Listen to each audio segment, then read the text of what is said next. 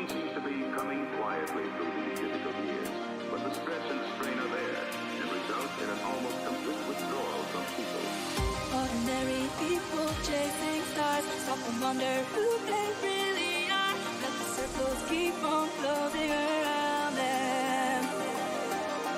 Fascinating fires draw them in, promises of love into the wind. Let the circles never open for them. Light will know, falling, standing, chasing stars, stop and wonder who they really are. And the circles keep on closing around them. Fascinating fires draw them in, promises of love with moments and love.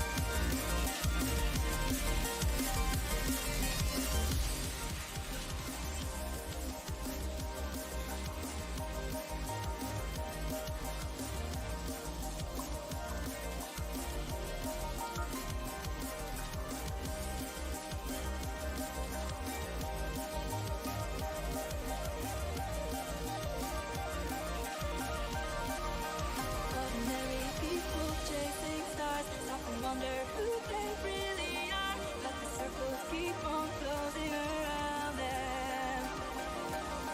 Fascinating fires draw them in, promises of love thrown to the wind. Let the circles never open for them. Light circle, no beginning, then show me how to break it. Come with me with romance and love. Light circle, no beginning, then show me how to break it. Come with me with romance and love.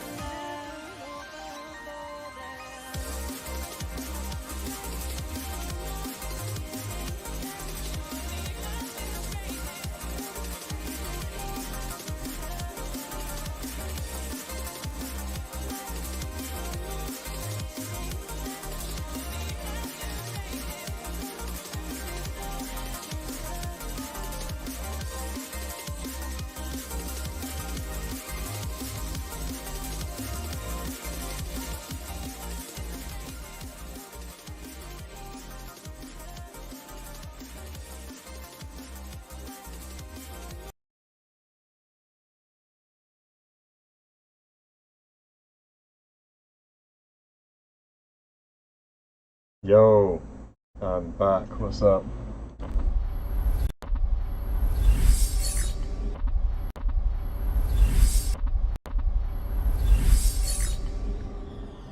Hey, what is going on? Mate, here we go. Wow, I'm not used to this overlay. What is going on? Let's remove that.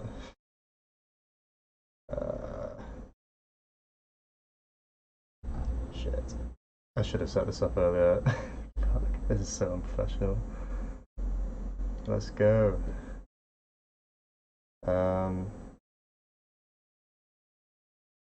Window capture.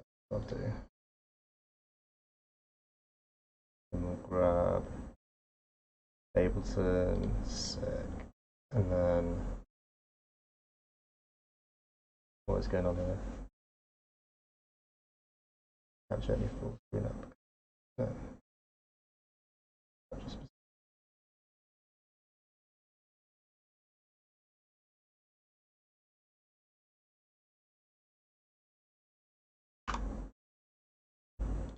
Again, now I need to make this smaller.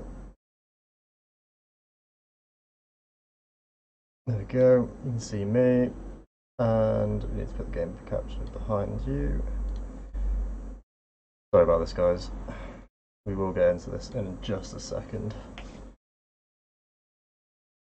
So, whilst I'm trying to figure how to get this all set up properly, I'm just going to play this track and we'll get into it. It's just a little thing that I've been working on.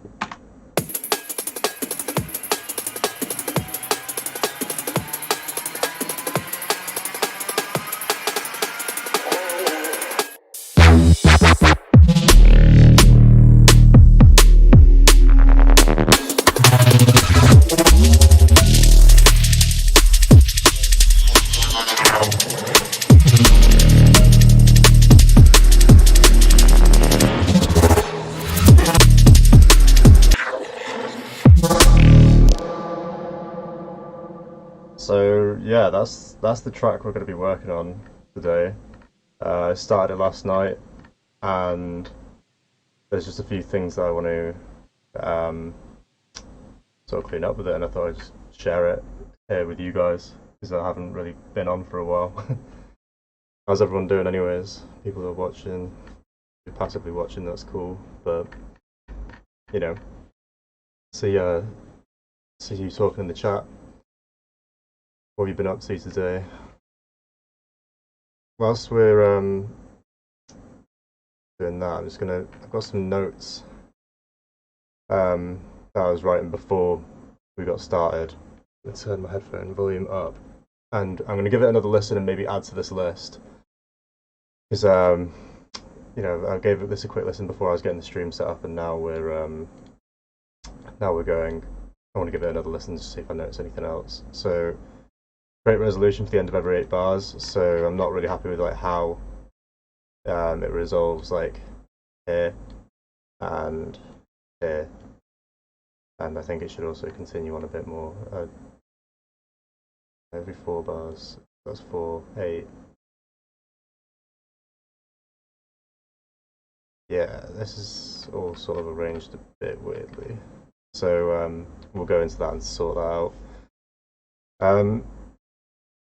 Make the drums more interesting. So yeah, basically maybe adding some like more layers, because at the moment it's literally just a kick, snare, and a little tambourine loop with some breaks dropped around randomly. And what else have we got? Make intro and breakdown. So like, yeah, I've literally just made like a bodgy little build up. So we're going to expand on that, and then we're going to make some effects as well. Might not get all of this done, but I'm going to give it a good go and try and move at a faster pace than I normally do. Speaking of working at a fast pace, where's my timer? Bear with me a sec.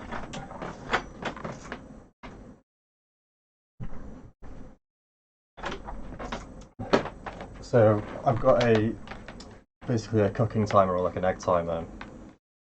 You can see right here. So we're going to set, what are we going to set? Maybe 20 minutes per task, try and get things done. And then when I'm done with 20 minutes of working on one thing, I'm going to bump over to the next one on the list and just keep working down the list and work in 20-minute increments to break up, you know, the repetitive sort of, I don't know, just working on shit repetitively, I guess. So I'll leave that there. We'll get onto that. I'm going to give this a listen, and then we'll move on to the time-based stuff. So yeah, let's just give it a listen. By the way, if you don't know what this is a free plugin called by Melda called Notepad, and you just put it in your project, close it down, save it, saves all your notes.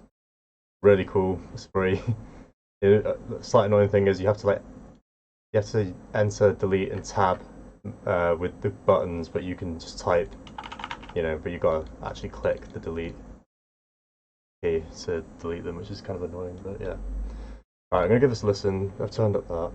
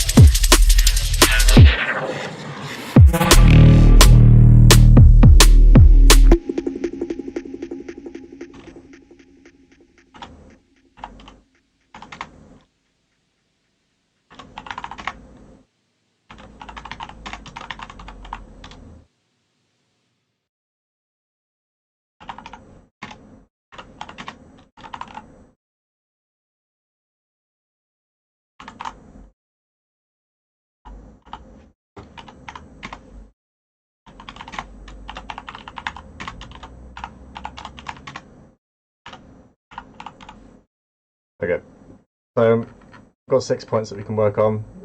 We can use Splice to find some random vocal samples, or we can record our own. I've got a cool new plugin which can help us do that.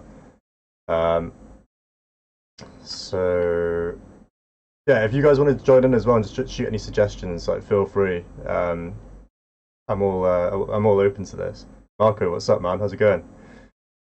So yeah, let's we'll create a resolution for the end of every 8 bars. I think this is going to require a little bit more work than I thought, because I've written this in a very strange way, like in almost like 3 bar increments, or at least that's the way I was thinking when writing it, because you can see that there's certain things that don't quite add up, and there's gaps here, and then it just rolls over here, and doesn't really make a whole lot of sense. Let's do that anyway. So we'll get our timer. It's the first time I'm ever working like this as well, so I've heard this is supposed to like boost productivity and all that. So there we go. Got the time ticking. Let's start with this. So I'm going to keep that bit open because I'm going to add a bunch of noise and stuff to fill in the top end in this first bit to like sort of make a bigger impact. So we're going to take this bit here. I'm going to delete. Oh, we could swap it actually. Let's pull that over there, and then pull you over here. Pop you back in there. So you can see, it's like my snare group, with like the layers for the snare, and then the kick group as well.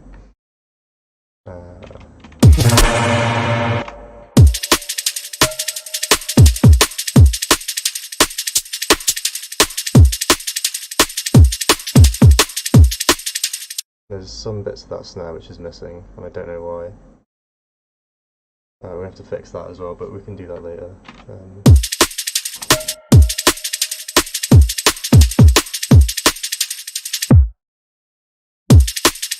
Okay, maybe we could do some like reverse drum effect there as well.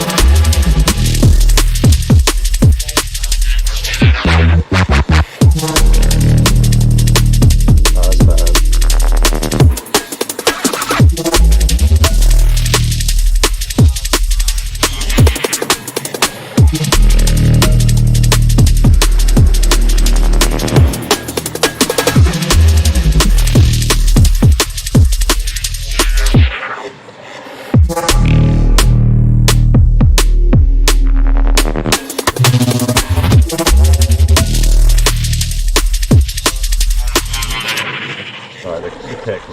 Sorting out at some point. Whoa, the granular stuff is always a bit crazy in this.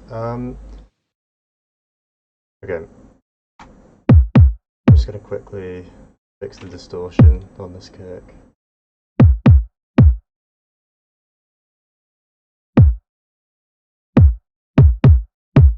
Yeah, it's you. Let's change you up for a Pro Q. I don't think the EQ8 quite cuts it.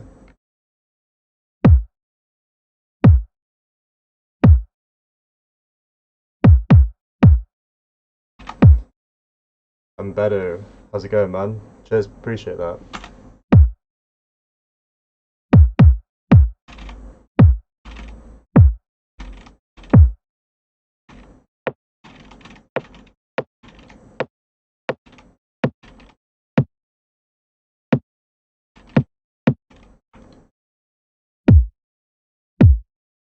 that sub's way too loud in that, but let's maybe dynamically push this down.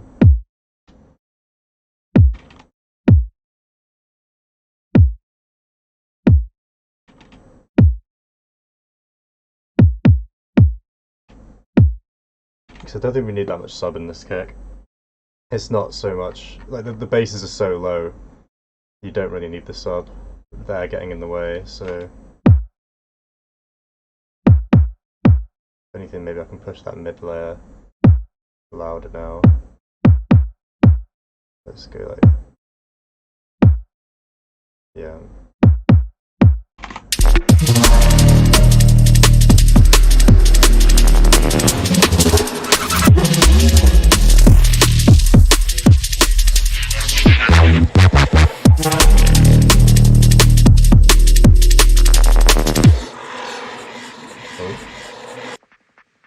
Have you ever messed with the software version of the Niferium skit synth? It's so... No, I haven't, to be fair. Do you want to set... if you can post a link, post a link. If not, send it to me on Instagram or something. I'll definitely check it out. I've been playing around with a bunch of new synths recently. Like that, like analog one that's like, before they drop this one. This is a new synth that I've been playing with called The Legend. Really thick analog sounding synth. Like pretty cheap as well, and it sounds mad. Sounds really good. There's loads of really nice presets as well, which I've just been rinsing because I'm still kind of getting used to it all. And you can like flip it around the back and, you know, play with all of your modulation, your oscillators. It's quite a basic synth, but it's like having a subtractive analog synth, you know, with some really nice reverb and distortion on it and stuff. It's just basically a 3-channel, like almost like Moogie sounding synth, but it can do polyphonic as well. You know, you've got poly 8, so I think like 8 voices of unison with that one. Make that a bit smaller, or well, probably keep it big, so you guys can probably hardly see my project right now. It's modeling super expensive old tube synth can make it. I'll have to check that out. I'm really interested in getting like some tubey synths at some point. Been looking at the Erica Fusion drone system. Obviously not to get any time soon. That thing's like $2,000, but maybe one day, you know, if YouTube starts paying me well, I guess.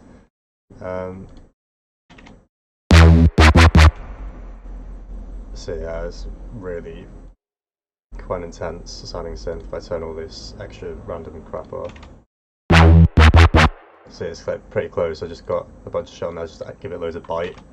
And then this effect rack here is a crystallizer, which is like bringing sounds in at the end of every few bars. So if I like play here, it should has like that screamy effect. Probably do with pulling you down there a little bit, a bit higher. Open you up a little bit.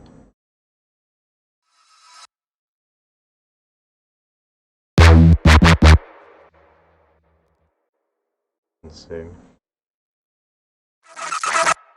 Yeah, still quite shrieky, but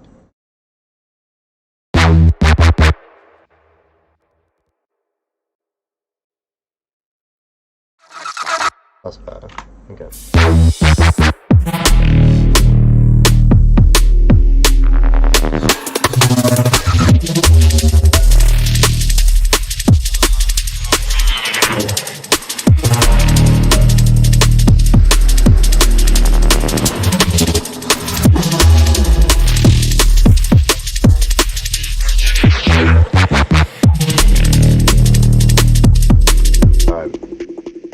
What I'm going to do is delete the drums here, and wait, no, looks. You all the same apart from you? That's fine then. And delete that, and duplicate that, then pull these shakers forward.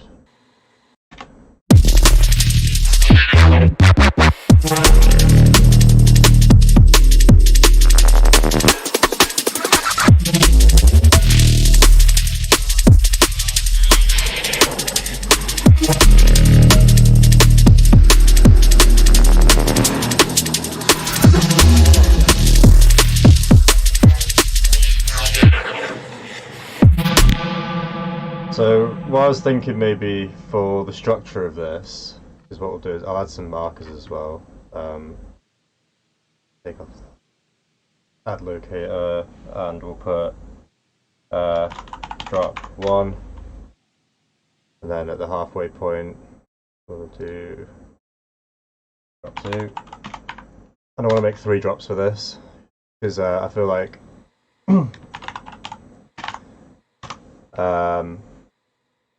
yeah, I don't know, just in the mood for 3 drops. That's why I've done it weird, right? Okay, I've arranged this so that it's like kind of half out of the view and half in the view of the structure. It's like dropping on 25 bars, which is weird. I should drop it on 30, 33, the DnB, or sooner if I'm doing the more like Tesco-y sort of thing. But no, so that's all right. So we've got space for an intro now. Let's move you along, and you along. Then we'll go open up a new marker. Can't do that. New locator. So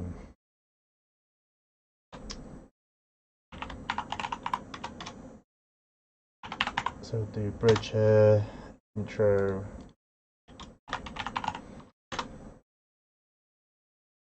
Get it all like arranged mentally so I know where I'm going from here. And then at the end of that there'll be another locator. Add locator, where is that? Add locator. Along. So rename, break, down, back. Add locator. Build. So we'll build back up again here, and then rinse and repeat from there, I guess. Build, add locator, drop. I would have this all normally set up, but I've just upgraded my computer. I've got a new processor, so yeah, basically nothing is legit. That's why I've got my basses like on top of my on top of my drums. Drum, bass, bass, and then we're just going to make you white and pre-master. Boom. Gonna move you along. Really, and that quite a bit. We got drop. And then add locator. Drop 2. Add locator. Drop 3. Oh. Rename. But I'm on live 11. I am on live 11. Yeah. Ableton sent me it a little while ago, actually, just before my last video. I think I got sent it. So yeah, I've been playing about that. It's so good. It is amazing. It's really buggy. It could crash on us at any time. It's not ready for release just yet, but it is live 11. I can go through some of the features of it if you like, if you want as well. Like whilst we'll, obviously apply it to something so you can actually hear what the resonators, like all the new effects and stuff are doing over these sort of deeper sounds and stuff, because there's not a lot of videos out there doing that at the moment. Drop 1, drop 2, drop 3, break down again. I didn't name that properly because I can't fucking see. Rename. I need to stop swearing as well because now I'm monetized. Now that I've qualified for monetization on YouTube, they'll flag it and I won't get put into the recommended section. Isn't good. Breakdown and then outro. Add locator. Outro. Cool. So now we've got like the arrangement sort of mapped out. We can we can move forward from here. So, pull you across, loop. We've got 6 minutes left of task 1, and we haven't really done anything towards it. Was it create a resolution for what? I didn't mean for every 8 bar, but what I meant was for every section. So, yeah, I don't really know how that's going to work, but it definitely looks a little bit more cohesive now. Yeah, we need that there. What I'm going to do, give this last little bit.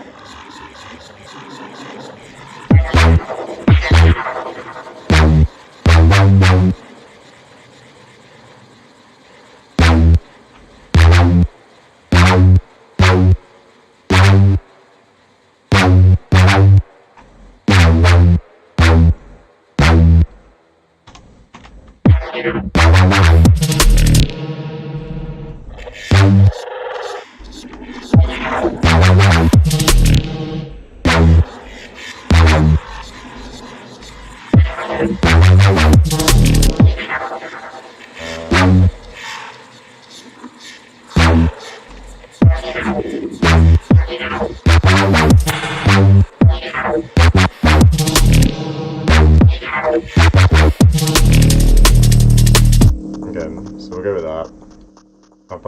And then I also want like something to happen here. So what we can do is, wow, that's annoying. Right. Insert video clip. Just go with what works really well for Reese's. Just go with serum, why not? I know how to use serum relatively well. It's big. Make it bigger than that. Once it decides to start working. Again. So we're in D sharp. I'm just going to put a filter on there so it's not so annoying to listen to. Oh yeah, so what's the really cool thing about Live 11 is this this feature with the scales to like the keyboard is just totally like mapped out. Bad.sound, what's on, man? How's it going? So let's I want to create like a, you know, one of those crazy Hoover sounds.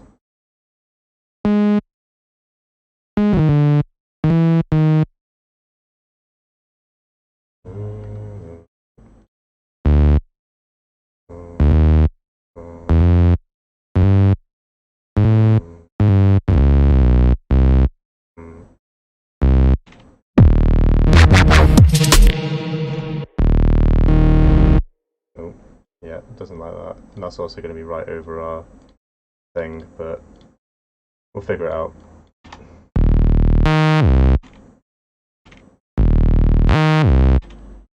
Maybe higher. You know what? Let's take that away, and then that little bit comes in there, so we need to. Then we'll pull you back for that. Boom.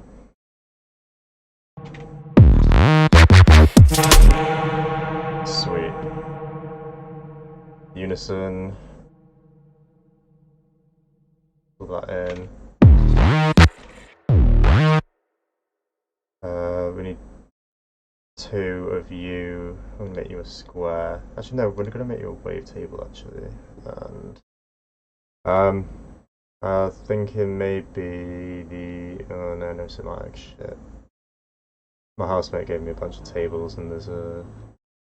Let's use the Cymatics ones. You guys might actually have those as well, so you could probably follow along if I make something half decent and you want to copy it.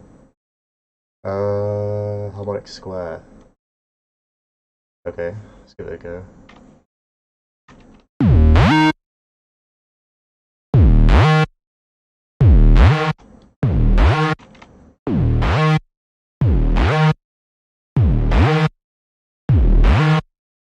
then maybe we could do asim minus. No, maybe on you, asim minus.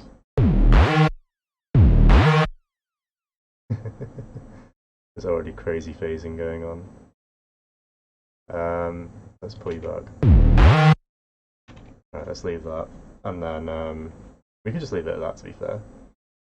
And distortion, tape saturation, because I like tape saturation. And maybe let's multi-band it. What you do by moving those around as well is that you're preferring upwards or downwards compression if you didn't know already. So that way would be down. So like that would just be hard multi-band compression down, and then you need to bring the gain up for that. But what I tend to like is having like a bit of a you know, it's got like a mid-range thing. I got distracted by the chat there. Fully just snapped out of my own like trail of thought. Yeah, we'll give it a little bit of upwards compression. Yeah, and then maybe with the EQ we'll take away some of those harsh frequencies. So pull that down, maybe make it a bit bigger, pull you up actually, and then. Alright, we're done with that 20 minutes, but I'll get back to it.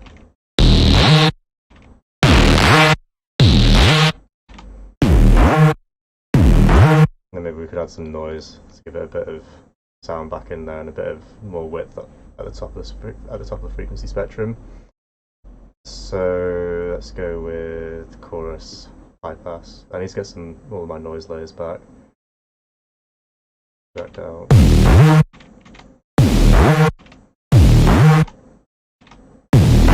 I didn't mean to pan it. Let's pitch it.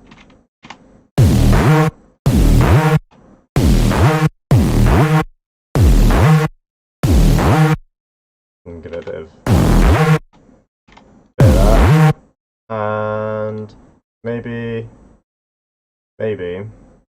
a notch. Where's the notch? Notch. You know what? We'll do the low pass with this one. Give it like a low pass 12, and then we'll give it the boost and all that good stuff. Drive it about 15%, and then we'll use the multi-stage filters in these. So I can actually see what they're doing then. So, gonna make the resolution.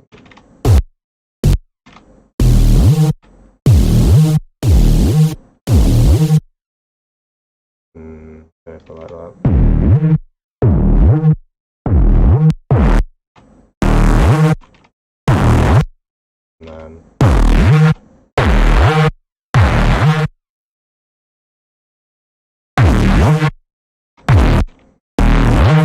And then what we can do as well to get that like sort of fast synth effect is we can use the notes feature on the rate of the LFO. I think you do that in the matrix. So you go LFO 1 rate, and then put the note onto that, so we can try this now. So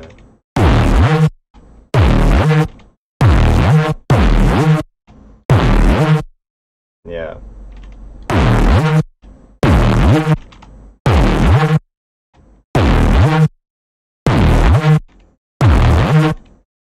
And then maybe, I don't know, maybe try a different filter. Multi-notch, right? Surely. Oh, that's double notch, okay. Maybe we can do 2 notches, fuck it, yeah. Why not?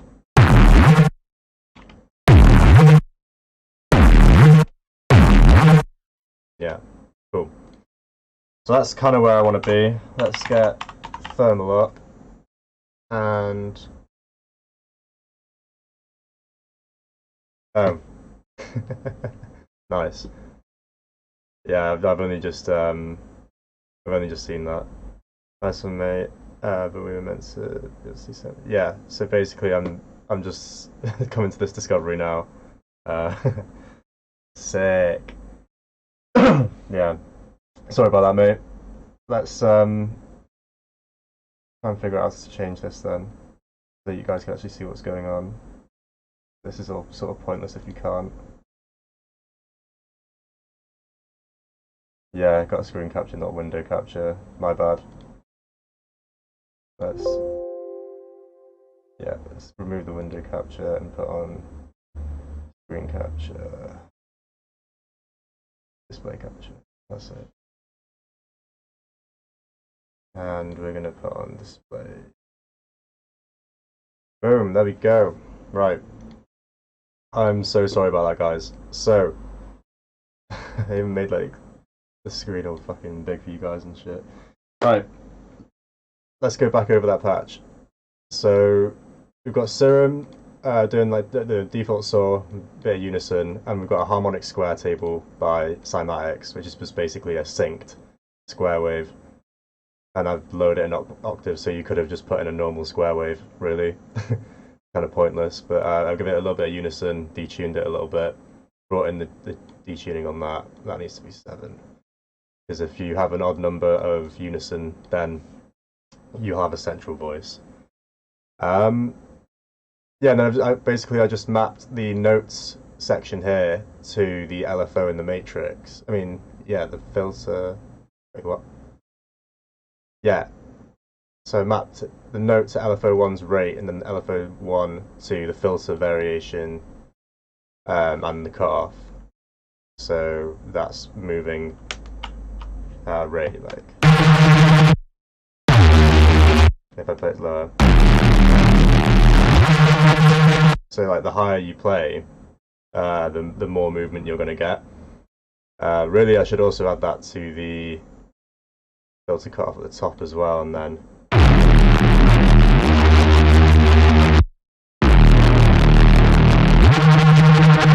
So you can kind of hear that now. Maybe give it a little bit of resonance.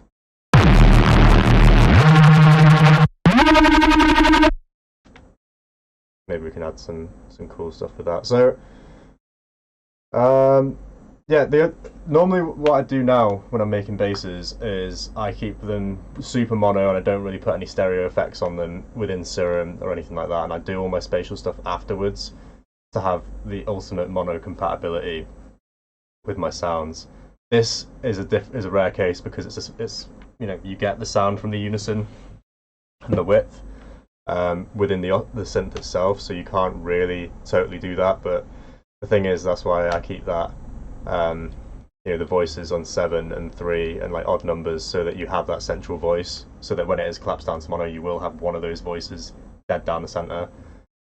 So everything is being routed to the note except from the main LFO movement. Yeah, I think so. So, well, the LFO rate is being controlled by the note, by how high or low you're playing on the keyboard. So, basically, the higher the note you're playing, the faster the LFO will move, and that single LFO is the only modulation that's going on within this. So, that's just moving at a given rate at one note and different at another. That's the only problem that you get with using the note feature to play about with the LFO speed, is that you kind of have to play about with the sound of it, with what note you're playing, which is why I was just like hitting the note over and over again to try and see if the modulation was where I wanted it to be at. I think it sounds okay though now. I'm just going to do some quick EQing before we jump into distortion on this sound, and then EQ. And then I'll make this bigger as well, because I've got a new screen which I'm playing about with. It's not a new screen, but it's a screen that I swapped around, and it's quite high resolution, so everything's quite small on it. It's very large, so you guys can see. And then I'll also get up a view meter for Just get up the 1. So we'll get up a VU meter just to make sure that we're going into 0 VU before we go into the distortion, so that we've got plenty of headroom.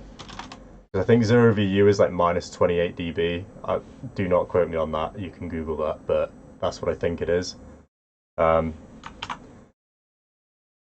utility, where are you there? So we'll get that. So, you know what I'll do, rather than put in the utility there, we'll just turn it down at the synth level. So you guys should be able to see that. Can you guys see me now, actually? I don't think you can you? I need to put the game capture. Oh wait, hang on. New video capture device, add source. Boom. Wait. I mean, it's not got that fancy text around it, but fuck it. Oh, and the screen's also massive. Hang on. This is really messed up. There we go. That should be a bit better. Wow. We do it professionally out here. Jesus. I promise next stream will definitely not be this bad. I'll make sure that everything all looks fancy. All my links are all there, and it's not all shit. So yeah, let's bring this down.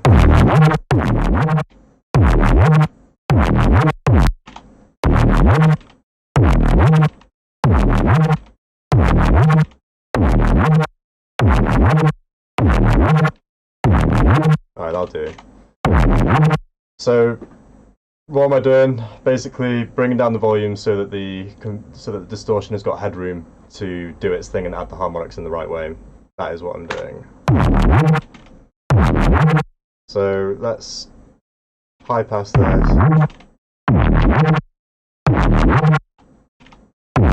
Just to remove any of the higher bits in there.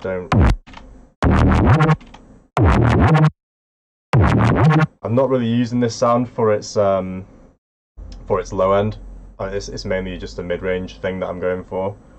And then, so yeah, we probably removed more sound from that, so I'm going to VU this going in here. No, it's actually fine. Alright, cool. We can remove that. And then I'm going to take these two and put this on the other side when I have to go into more processing. So, if you guys haven't seen or heard of thermal yet, you probably have done, it's an output thing, but this is now probably my favourite distortion unit that I've been using recently. It's really, really fun and has some crazy presets that I like to work from. Indie fuzz is usually pretty mad. Or you can go for like, you know, the starting ones ripped apart is pretty cool. So it's like way more than just a distortion unit, it's like a multi-effects unit. Yeah, it's pretty cool.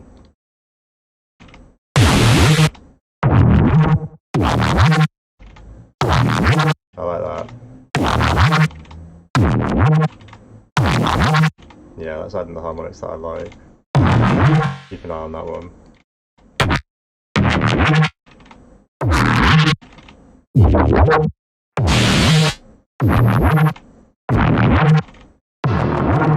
The whole idea of this track that I'm writing anyways is to have like the pumping sort of movements of like the tremolos and stuff, like the wobbly sounds.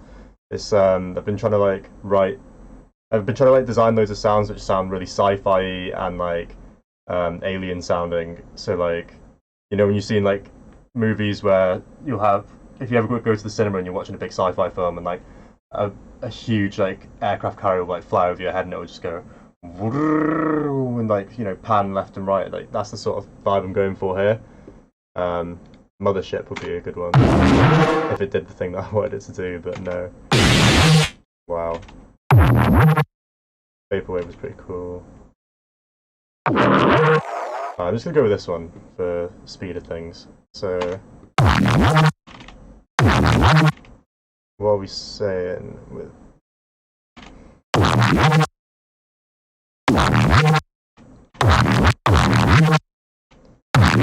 So you got like all of your different algorithms here, or your presets for distortion. Let's go with maybe a software thing.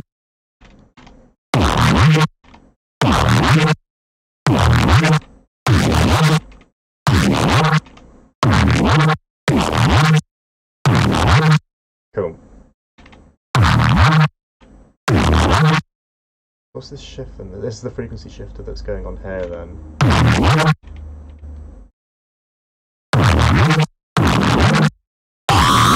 Whoa.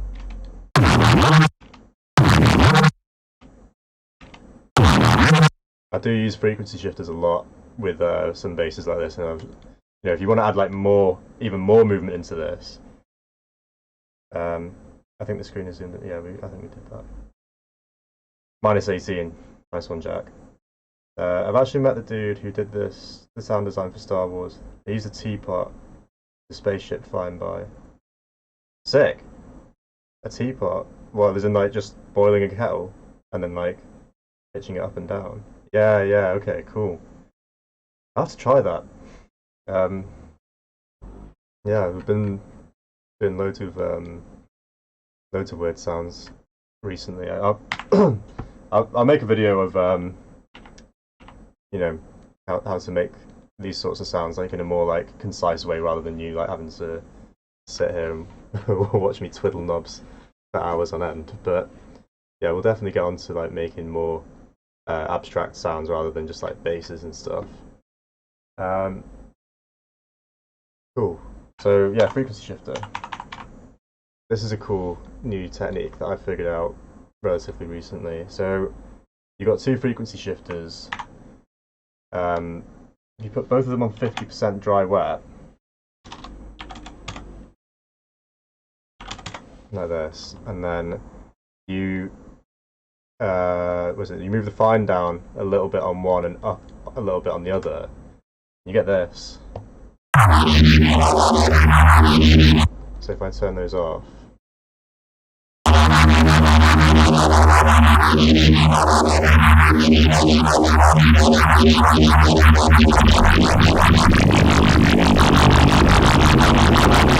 and you can go to the point of like audio rate modulation, and it does get pretty mental, but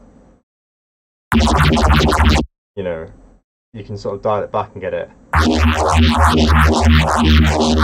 to a point where it's got some crazy nice movement to it. So let's give it a listen.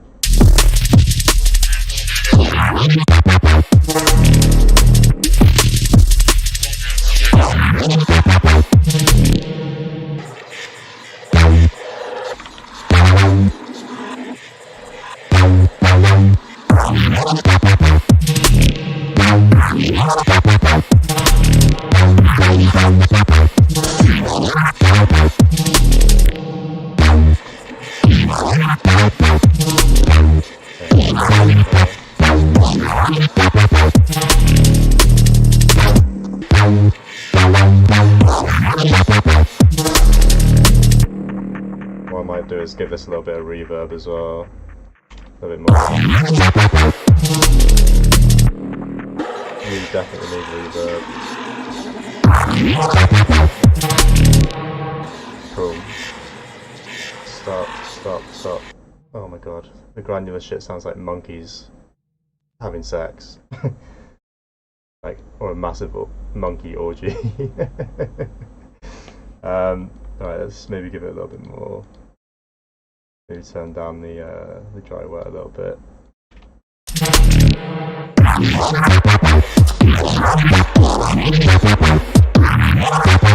What we could do maybe is automate that up a little bit.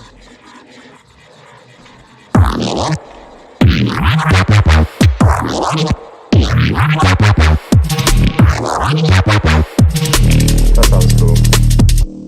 Cool, right. Let's give that a listen and see how it resolves and then move on to the next.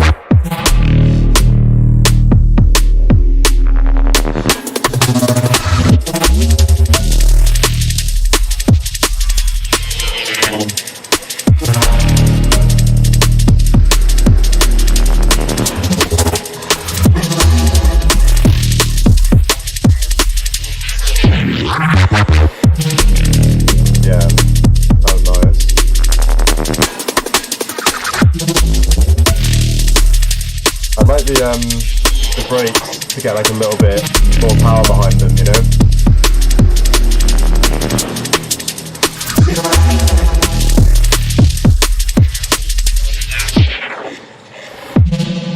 Alright, let's maybe go into the notes and add that. So enter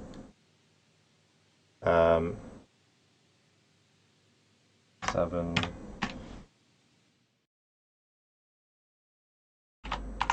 breaks need more weight. Boom. Okay. We're not following the timer rule at the minute. we're going back into old ways. Right. So create a resolution for every 8 bars. I mean, we kind of did that with the rearrangement of things. We'll get back to that though. That's fine. We're gonna. This isn't the same, is it? But I'm gonna take you, duplicate you, and there's nothing else up there, which is fine.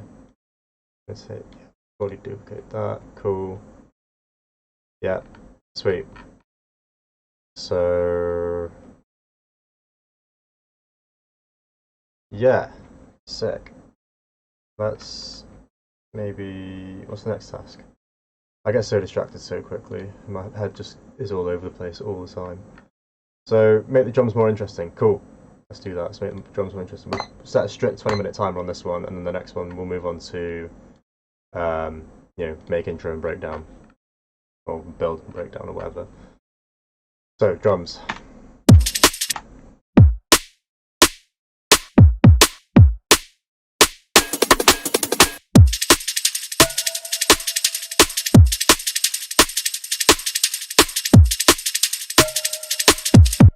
Maybe put those on as well.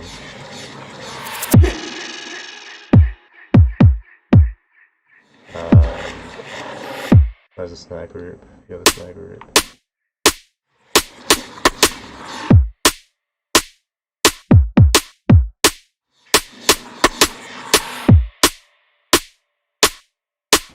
Oh yeah, that weird like granular thing as well that the monkeys sort of sound like, that's this. If I turn off all of these effects, it's literally just a core, a crow, like, yeah, some weird like delayed crow thing. And I've put a manipulator on there, which is like a voice changer, and then a bit of reverb. I'm actually well proud of this sound. It's a bit weird. And I've put Crystallizer on here, which granulizes everything. And I've got an Echo Boy on there, which is just applying some filters really, and maybe a bit of saturation as well. And I've got a utility just sort of bringing that in as and when I want it, you know, which is pretty cool.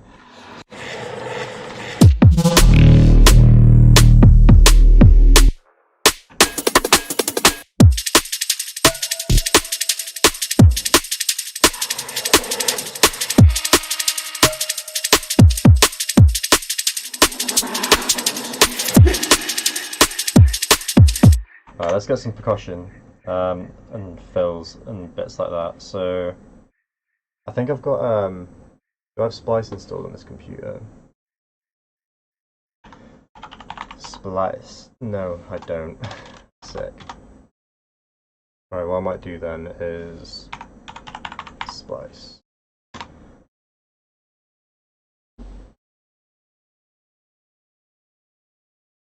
So I'm just grabbing this here. I'm gonna make this a bit bigger so you guys can see what's going on. 200%. So let's go DnB. One shots. And we're gonna go with percussion. I have a bunch of percussion, but I'm kind of in the mood to put something else in there that's a little bit more suited to this genre, because I don't really make it all that much. You know what I might do? I'm going to download these two shakers. You can always do with the cowbell. Let's go with the cowbell. Tambourines are nice. Go with tambourine.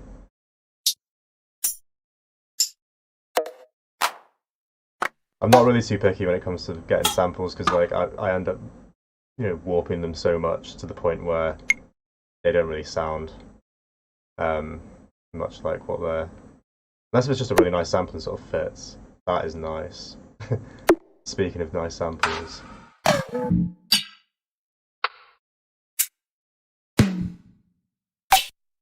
If anyone wants that one as well, I think that is a beauty. 18 DnB perk by Drum and Bass, whatever that one is.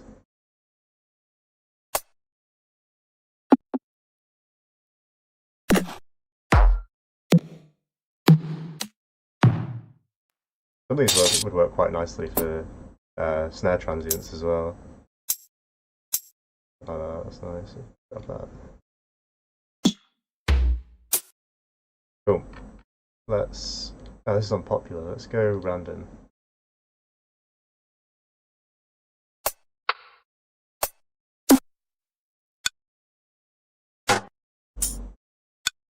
That could be cool. Like a little.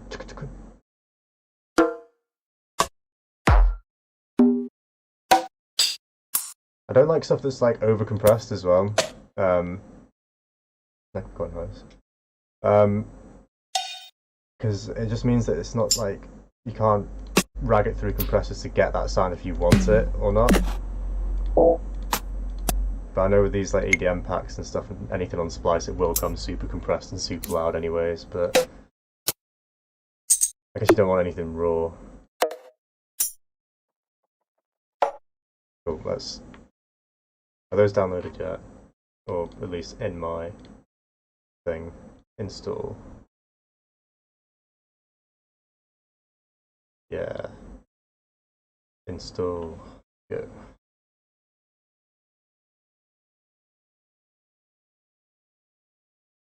Alright, well, whilst that's downloading at an incredibly slow rate, let's put some other samples in there, spice it up a little bit. So we'll go with instrument rack.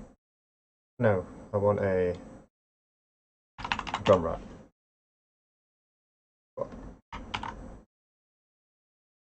And then we're going to go perk. Whoa. What have we done there?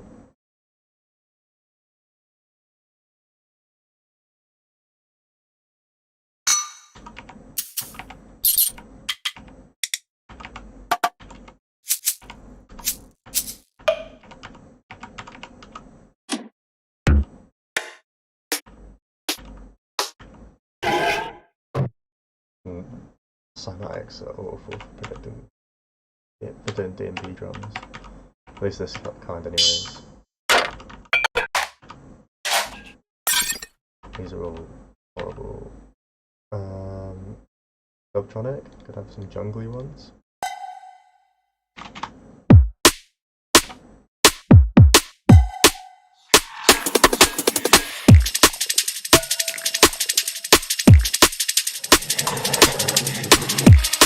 That could be a cool intro sound actually. Do like that.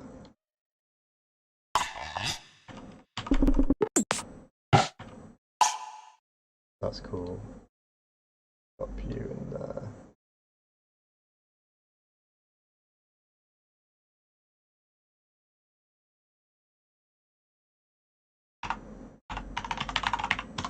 Just logging into my Splice real quick.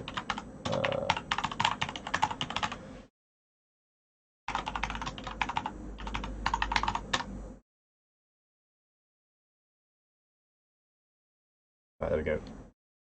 Got some Splice sounds that we can play about with now.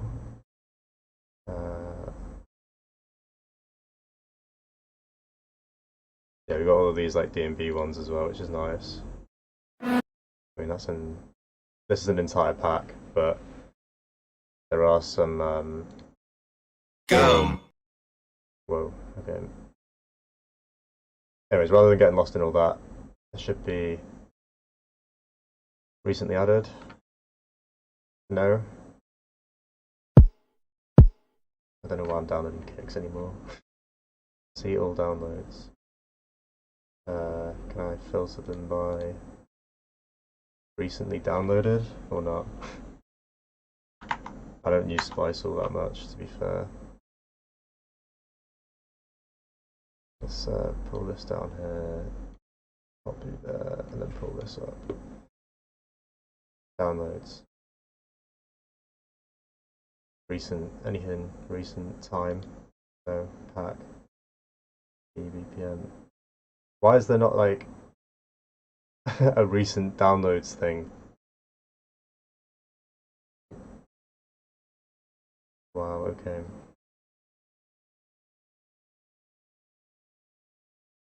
There has to... I'm sorry, there has to be a way to do this. Or am I just being really, really dumb?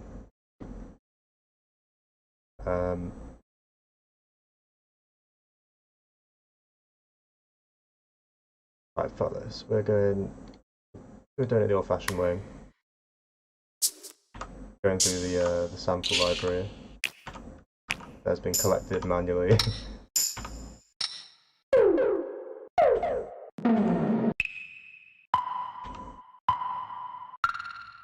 That's cool. We'll go with that.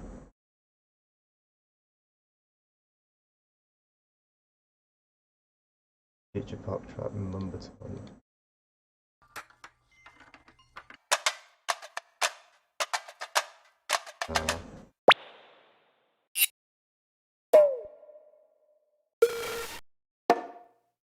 Yeah, conga. Can't go wrong with the conga. Minimal drums. Yeah, more cowbell. Electronic cowbell. Yeah, that could work. That could work as well, another cowbell.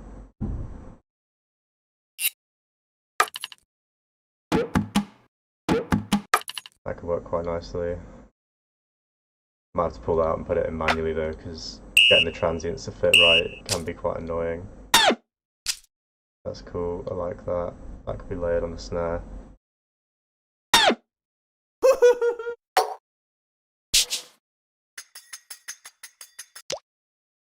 Water drop. No. That could be cool. That could be really cool if you add delays to it.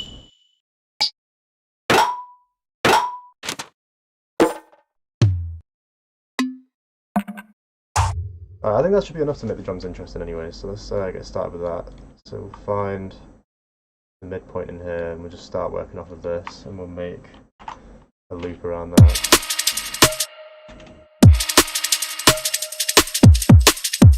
Maybe...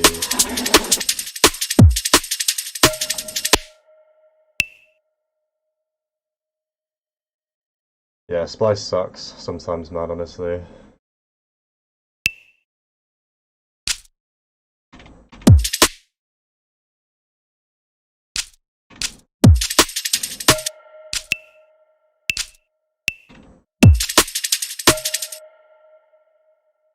Don't you find being online, internet being so distracting by making music? Well, for me, I made separate Patreon, separate partition online just for music.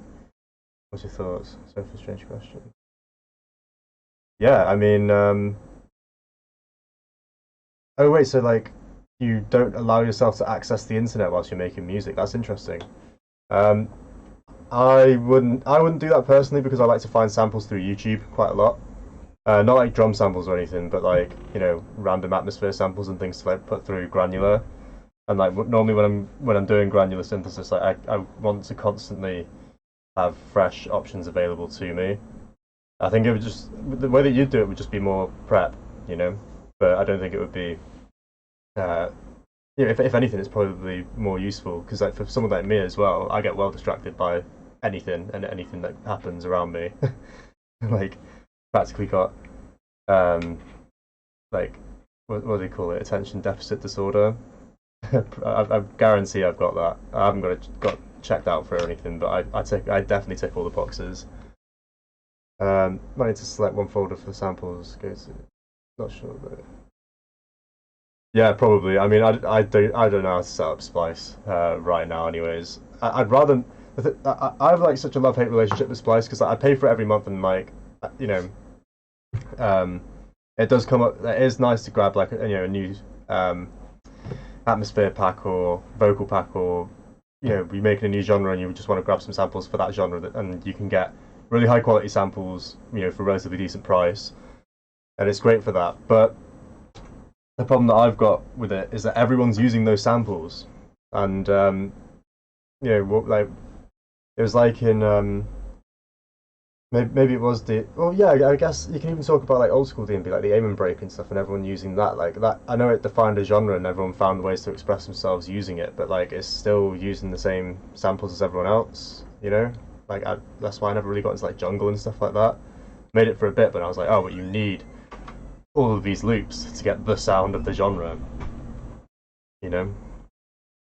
For me, I prefer to make it all. Here I am using samples and not making the samples myself, but it's I made the kick and snare myself pretty much, but yeah, I'm just layering stuff in now. Let's pop you there.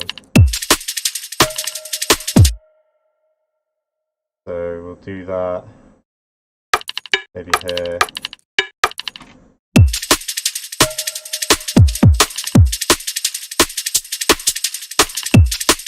Maybe that one there, that one there. Where's the metal hit?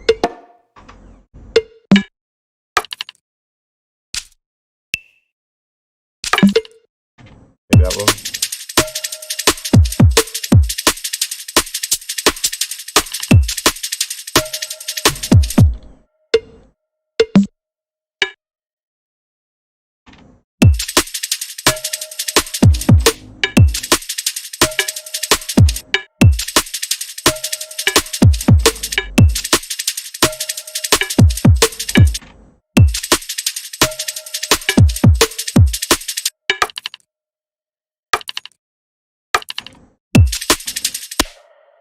I'm going to put that on every bar, and then we're going to add an echo to that.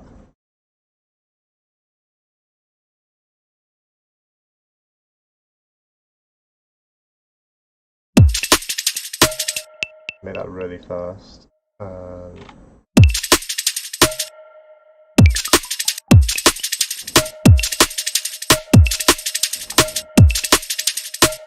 Maybe slower.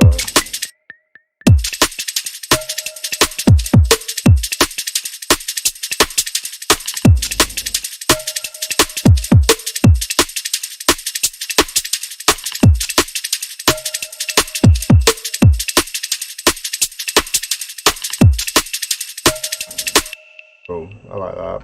And then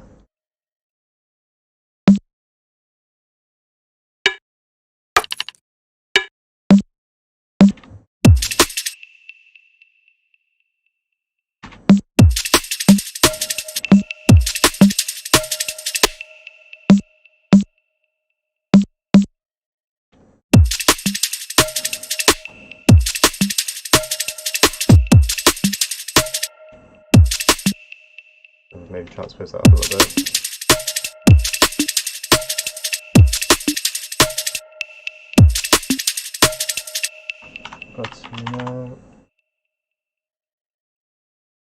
Let's go. Maybe slow this down.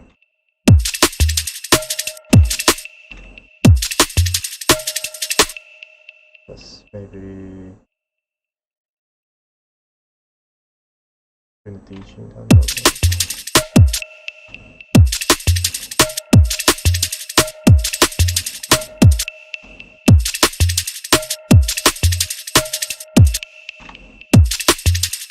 Okay, and then while we an octave down, this is a G.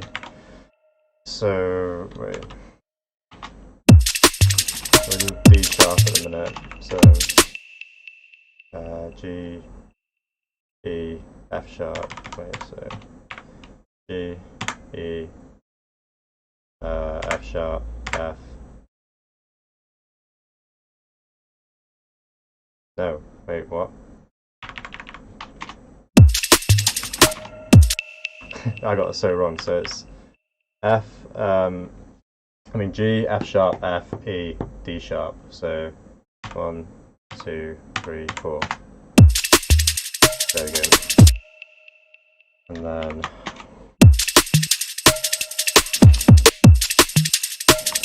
let's get a plate on that. Maybe a spring as well, I don't know. Let's go Valhalla.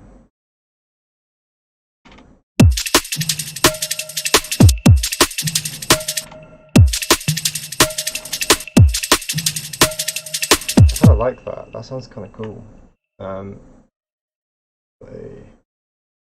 high pass on there.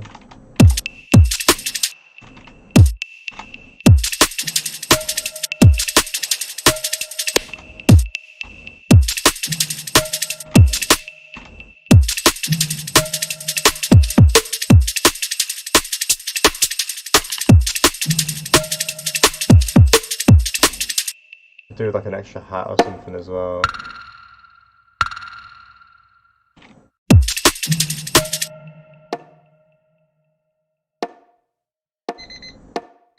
Oh, okay, right, we've got to change something else, but let's quickly get this one down, and then we'll go on to something else.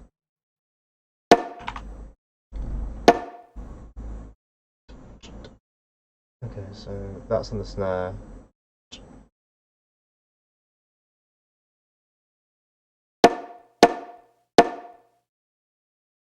Maybe let's pull up the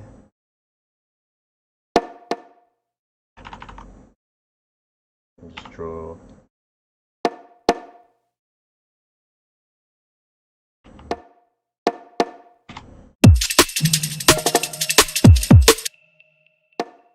Maybe let's swap those around.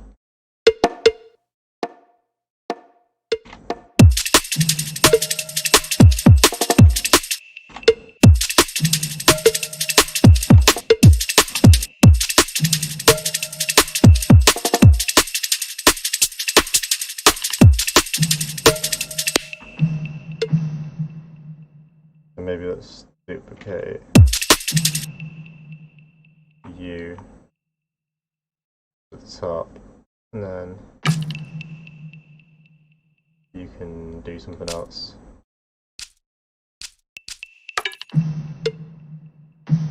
Oh, I got the wrong one. Is that one? Yeah. So we'll replace you with that one. And then we'll pitch you somewhere else. Maybe that's an octave.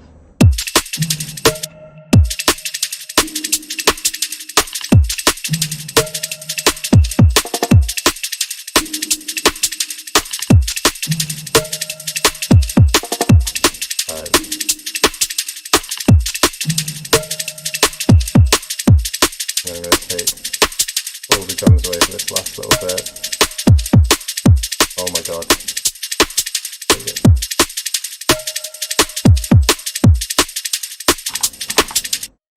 Alright, cool. Give it all a listen.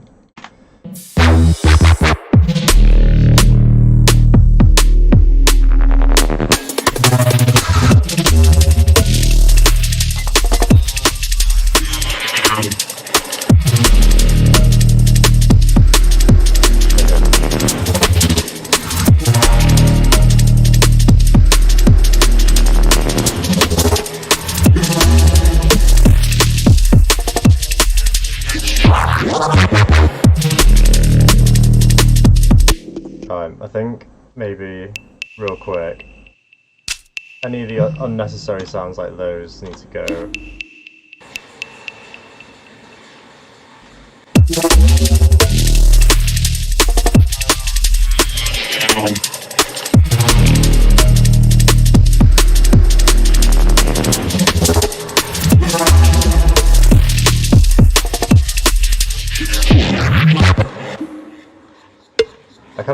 as well.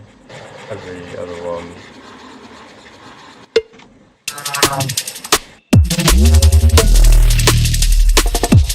I like that as well.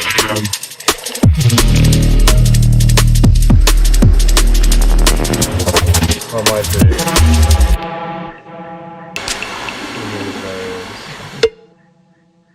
leave that in, do that, and then you can go here, you here, and then repeat, and remove that on the end. Cool. Intro and breakdown. Okay, cool. So this is what I've been doing for atmospheres and stuff recently. Is I know it's not anything stock. She might be like, oh, I want to see more stock shit. Well, I'm gonna wait until Live 11 comes out to do more stock bits. If you guys are upgrading or not, purely because it'll be more fun for me because it's a bunch of new content and the stock stuff isn't really all that great. Hence why I don't really use it. Well, apart from operator and stuff like that, I don't mean like the actual instances. I mean like just the sounds themselves, like any like stock library stuff. So I'm really interested to see what happens when the new Live 11 Spitfire stuff comes out, because that'll be crazy. Contact. Gosh. So what was it? There's this contact library called that comes with Contact, comes with Complete Ultimate, called Evolve. And these Evolve mutations and Evolve will sound really cool. So what I'm going to do is create a new group called Intro Bits, or Intro Sounds. Intro Sounds. Sounds. We've got intro sounds, we've got, we're going to make this green, lime green, and this is going to be called Atmos, and this one is going to be called, what are we going to call this one, Pads. I'm going to make a contact instance in each one and an audio instance in each one. And then I'm going to make the pads yellow, or gold, yellow. Cool. And then we can keep all of you blue, and we can keep all of you baby blue. Alright, sweet. The other thing I got the other day as well, not that I got, but that I did, was I bought the was it the Stranger Things vinyl, like bright orange as well. It's pretty cool. And I just whacked the mic, but so this is the entire like sound, what is it, the soundtrack for the first season, and yeah, basically I recorded it on my housemate's record player upstairs, and we, you know how you can change the speeds, like, so you've got like an RPM setting. We slowed it down to like the slowest setting and then recorded the output of it. So we got like the entire thing basically slowed down, like organic, in an analog way, because the thing was spinning slower. It's not quite consistent, but I should have it somewhere. Don't know if it's on this SD card though or not. Are you here? Stranger. Oh, I don't have it here. Right, hang on. I'm definitely. Can I? Okay, I'm blocking you. And are you on here? USB.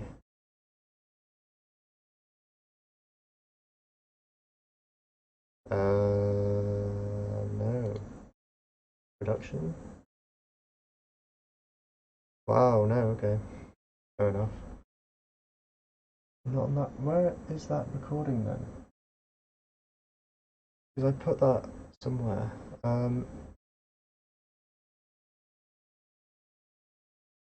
Backups.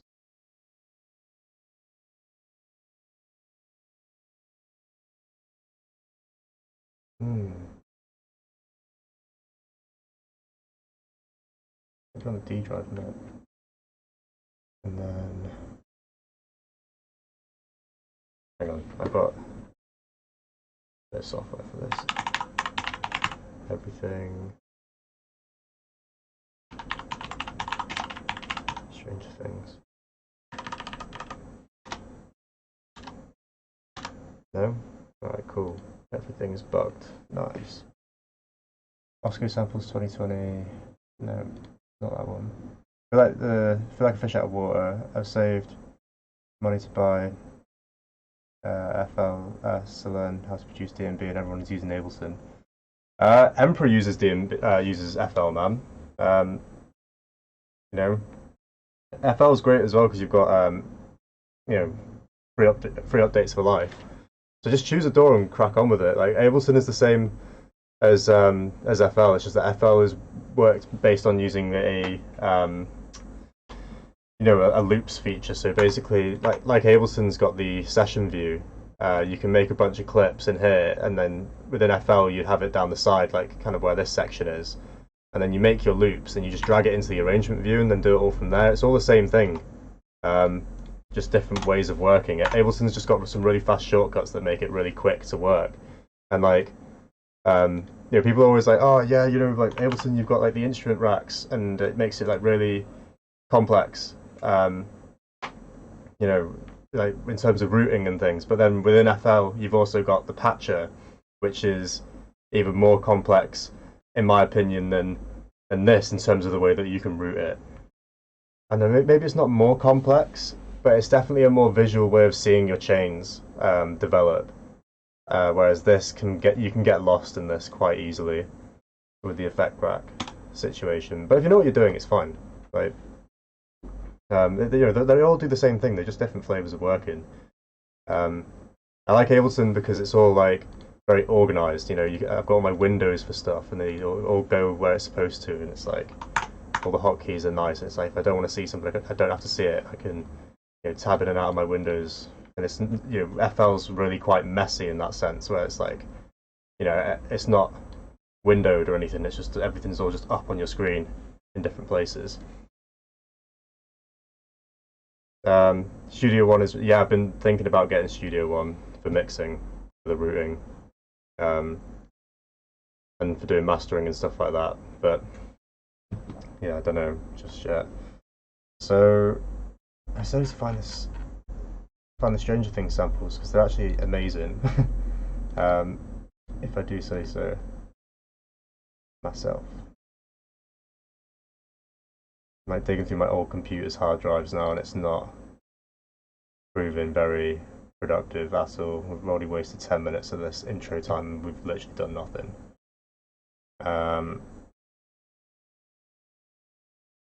So what I might have to do is just crack on and not use that just yet. Basically, maybe I can save that for another stream. But you know, basically, if you want some spooky sounds, go buy the soundtrack to a spooky movie and slow it down, or download it and slow it down by like, I don't know, 33% or whatever it is. I don't know, it's 33 RPM, isn't it? So whatever that works out to be. Right, what am I doing? Contact and evolve. So tonality and effects, maybe? Yeah. Let's go ambient tonal pad. Yeah, that is what I want. Aquamones. Aquamone. So I'm thinking maybe going for like a mode change. Okay, Studio One is really powerful actually, €14 a month. Very good. Yeah. That is a good deal. You can get it rent to own, can't you? Through Splice as well. So you can either sign up on the subscription plan or you can rent to own.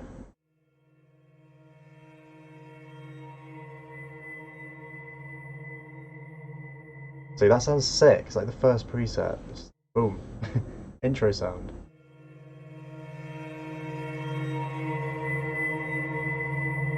Super resonant, but we can fix that.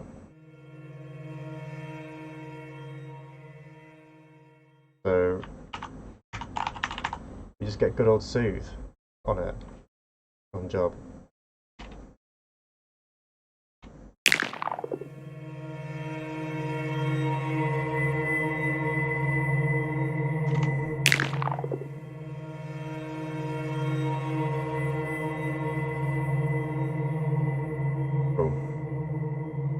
So you're pretty weird sound. I do like it though. And we need this break. We're gonna take the automation off of you.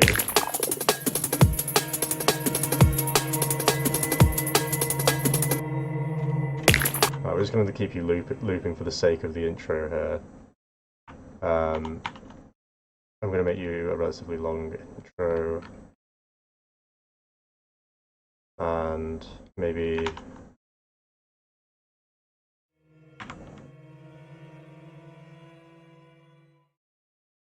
we'll do this. So it's like kind of like, ooh, eerie.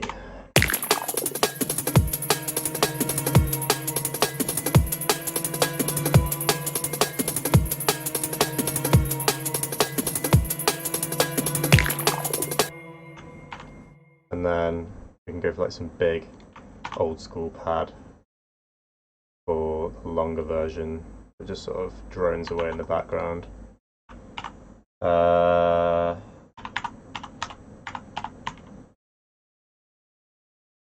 we can go with Arturia stuff. We've got maybe let's go with, oh, do I want to see us at Juno 6? Yeah.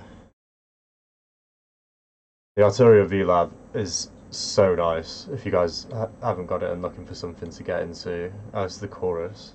Yeah, to be fair, that's really all I wanted the Juno 64 anyway. So let's grab another version of that Contact and put this on afterwards. We'll mute you and we'll go looking for another preset in here.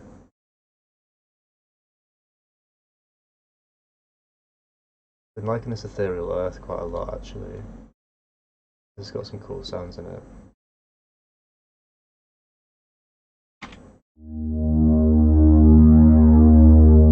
Then the chorus off as well.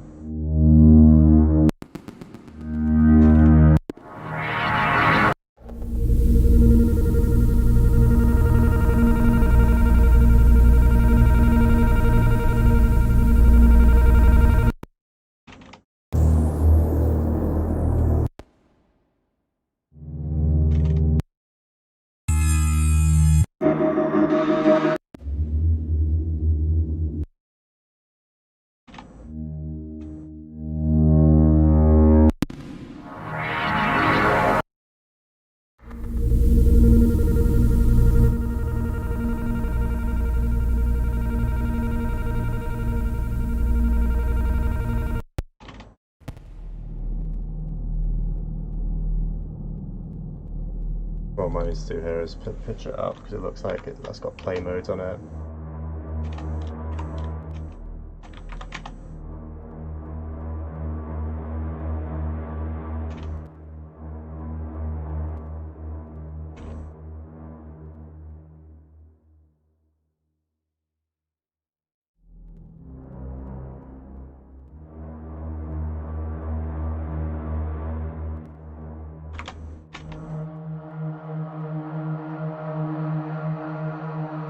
Could go like that, and then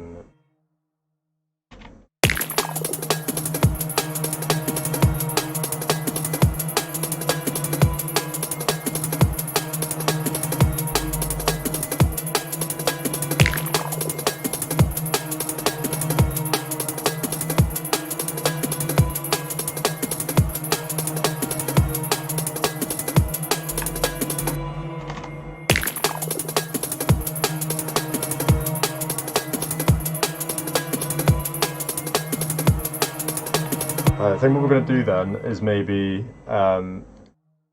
take some of these bass sounds and then reapply them to the intro in a new way. What we'll do is take this, Command T for a new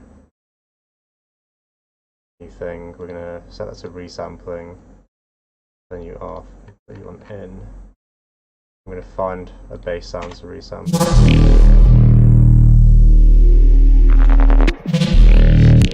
It's going to have to be that first one, isn't it? Really. Let's cool.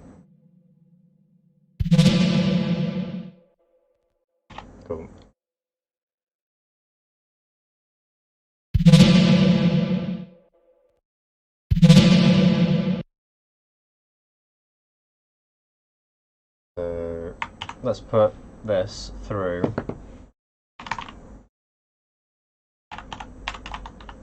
manipulator and see if we can get any cool tones out of this.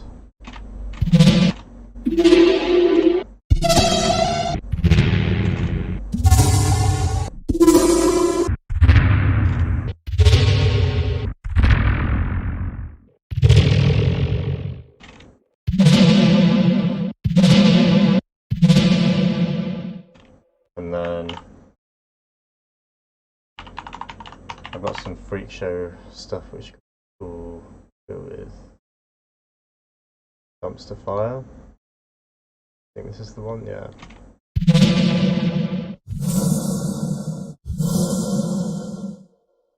So we just take this, maybe reverse the sound and bring it forwards like that.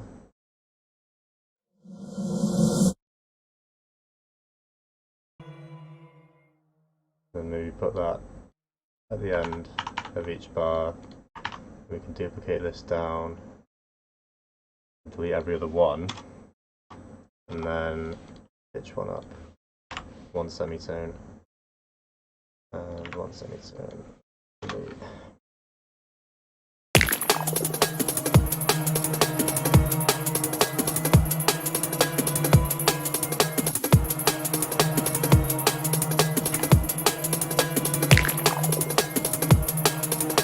Put those on.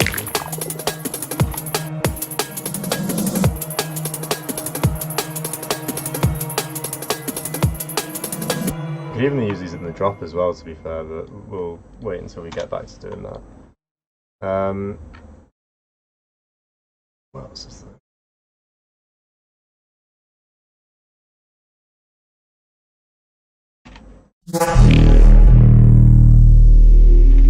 Oh, we need you in there as well, just before that.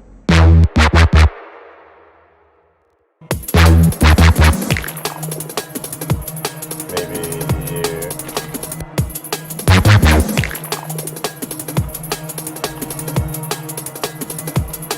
So let's set you to resampling, and we'll just grab you as well. If I could just duplicate for each button, that would be easier, wouldn't it?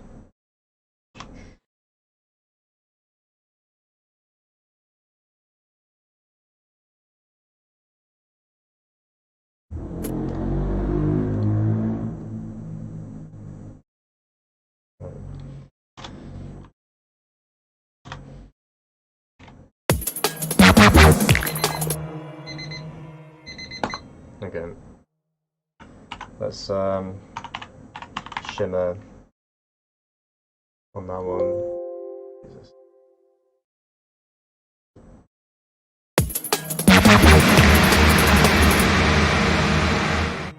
Wow, that definitely wasn't ear piercing.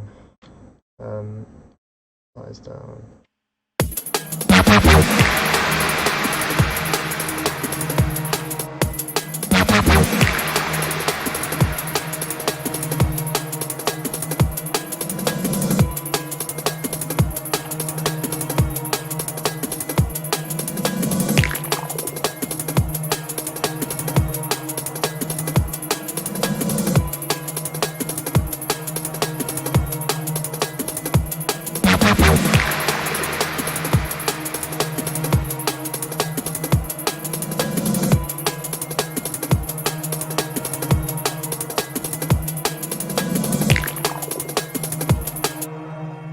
that's grayed out. Maybe I just need to put it on no input. But let's give that a go.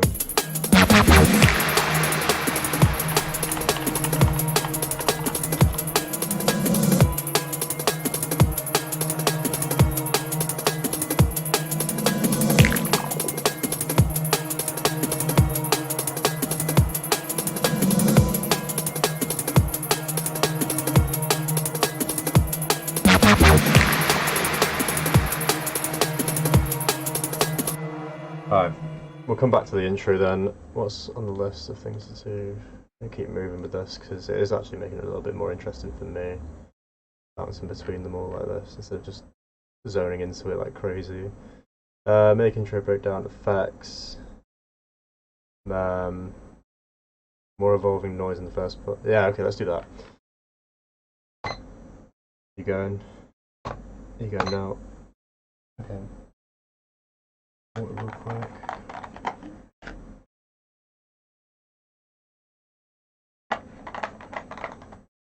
Okay. So the first 4 bars of the drop, these 4 have got no hats in. So I wanted to add some more noise or something to these basses.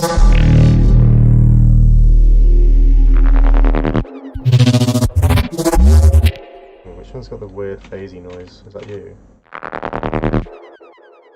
Yeah. Let's put gate on you then. Stop that from going on.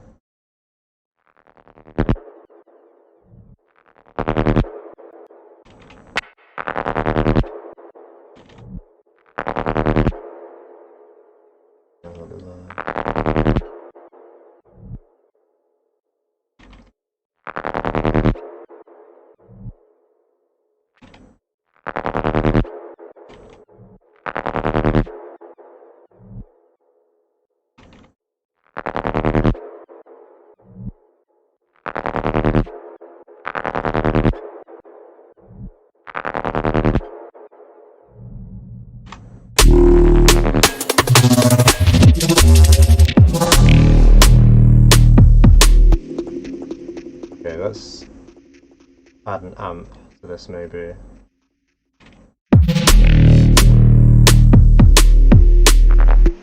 Because what I've got going on here with this synth, the long one, is I've got an instance of Serum doing the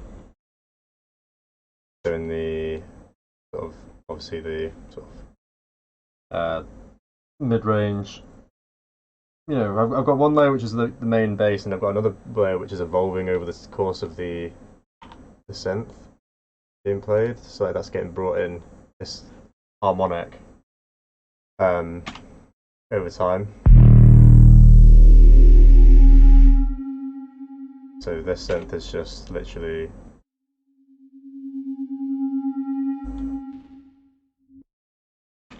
that. It could even be lower, you know.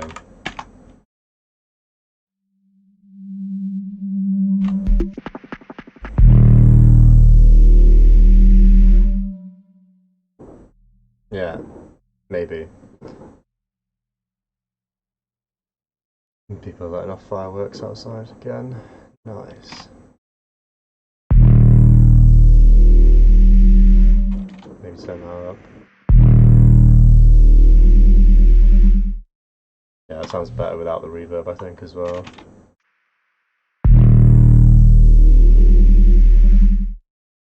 Yeah.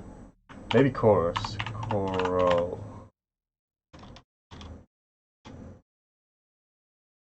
No, put just normal chorus on there. They've changed all like the stuff in Live 11 as well. I don't like how the new chorus is. You used to be able to like put a crazy amount of you know, a crazy amount of you know, modulation on it with the old one, but now you can't do that. Well, at least I don't think you can. More dry wet.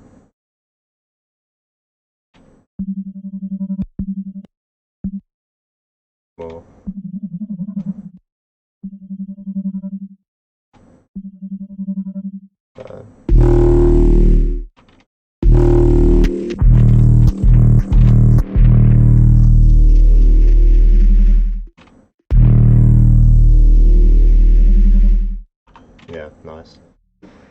So what I was going to do basically is create a new layer with this. Well, I could put it on this to be fair. So let's put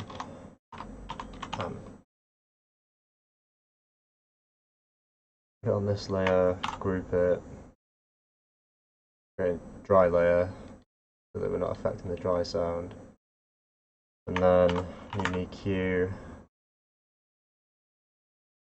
We'll put that on stereo mode as well. High pass. Let me shift out of this. Okay, stop swearing, stop swearing.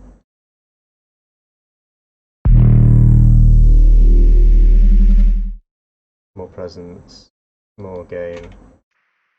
Maybe got boost. Alright, that's cool. Bit too fuzzy though.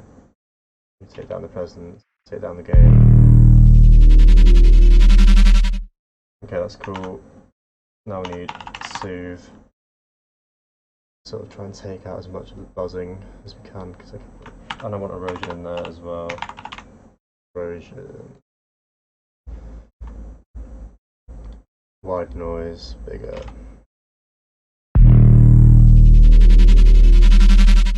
Cool. Rag that.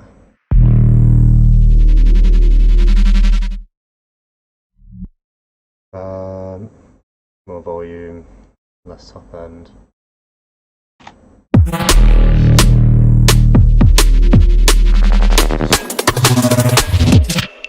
Less mid-range.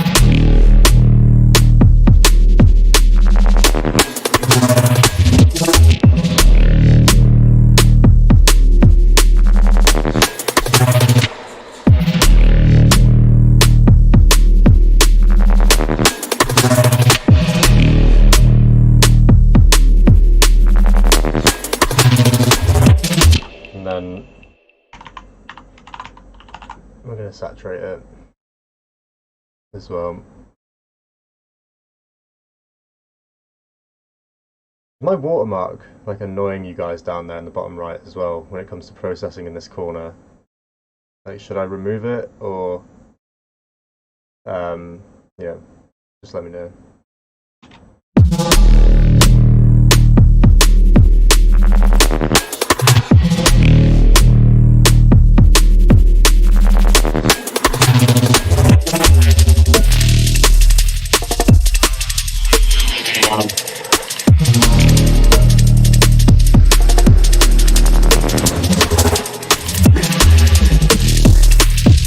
What I'm going to do as well for this one, I'm just going to mute it because we don't need it for any of the others apart from this first bass.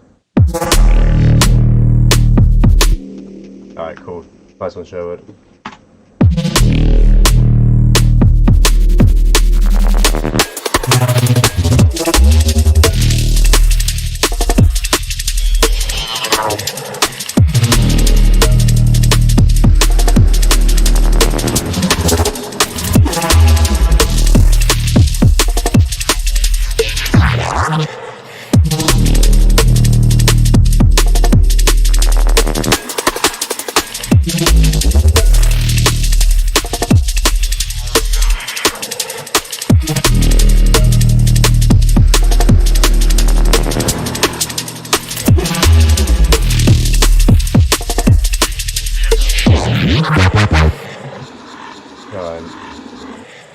Wow.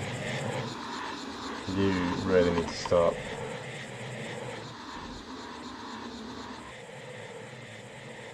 Where are you coming from? Oh, that one.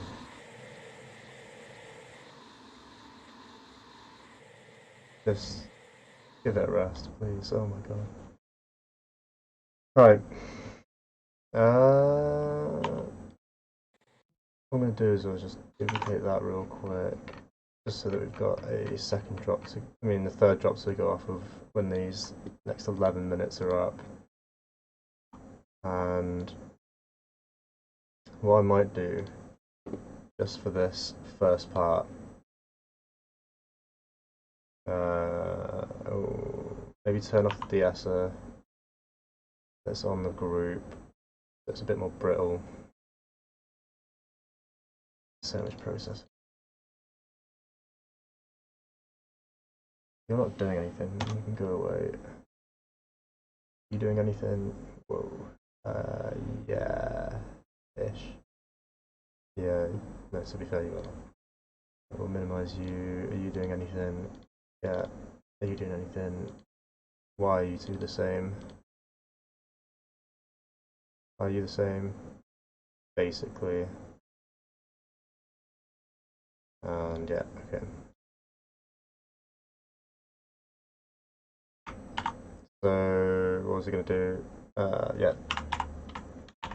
Basically use erosion on steroids to bring out the top end in just this first bit. Would be quite nice. So just gonna turn that to that. Maybe bring the gain down quite a bit. Oh wait, I'm doing this on the other screen. Make it bigger so you can see what's going on. So I just turn down the gain. -12 to start off with. And maybe we will choose. Got any analog stuff? Analog noise is quite nice. Got moog noise, that could do.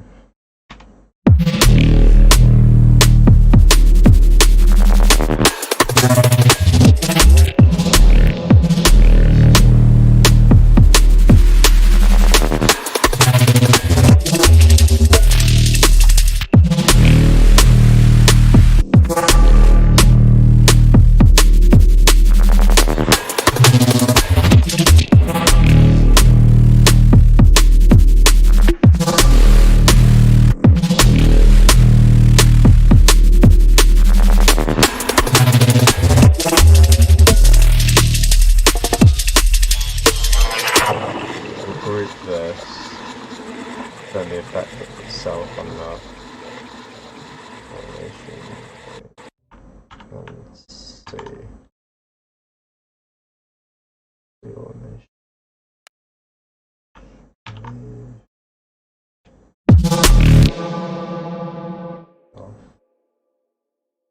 Off.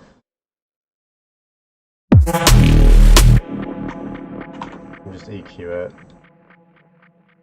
Q8. I need to make a new lane as well, actually. And then delete the automation and put that on this one. So that way I'm muting the group rather than, muting the channel rather than the group. And we'll reduce both of those by 6 dB just to have a bit of consistent volume. Then we'll high pass the bits out of here.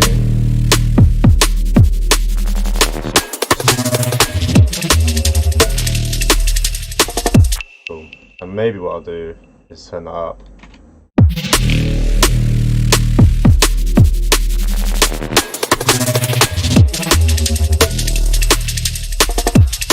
You know what? I think that actually sounds nice, just on the group in general. To be fair.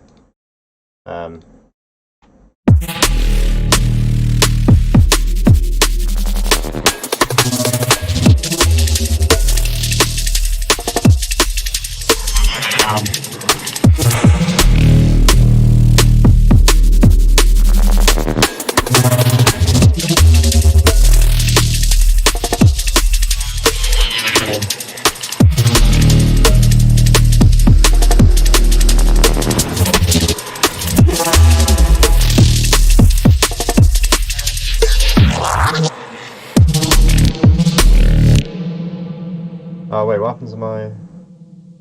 Oh, I moved it, didn't I? Okay.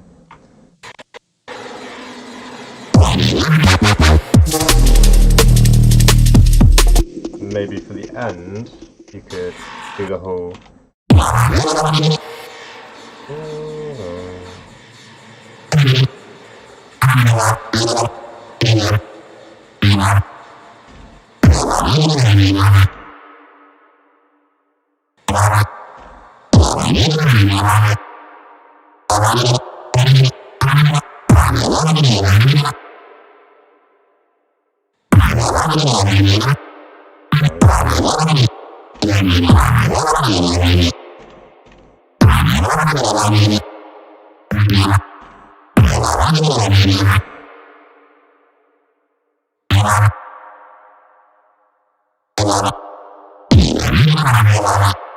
Yeah, that sounds cool. And then it can go into a breakdown.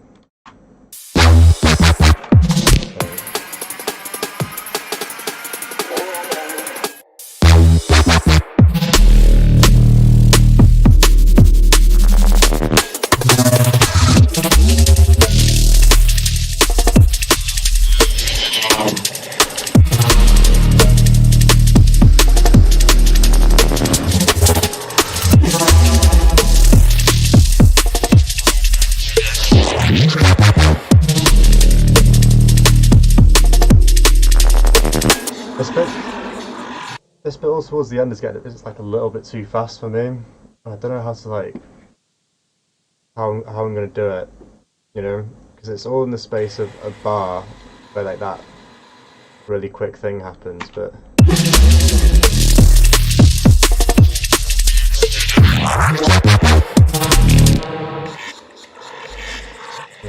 Right. Bye. Need that.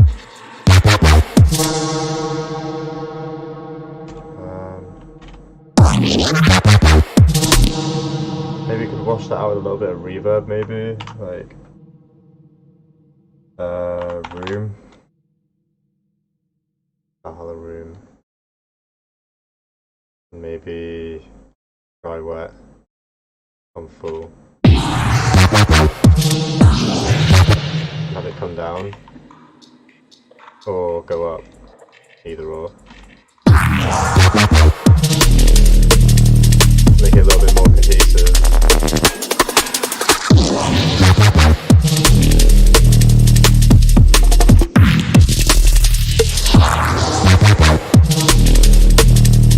Maybe bring that down.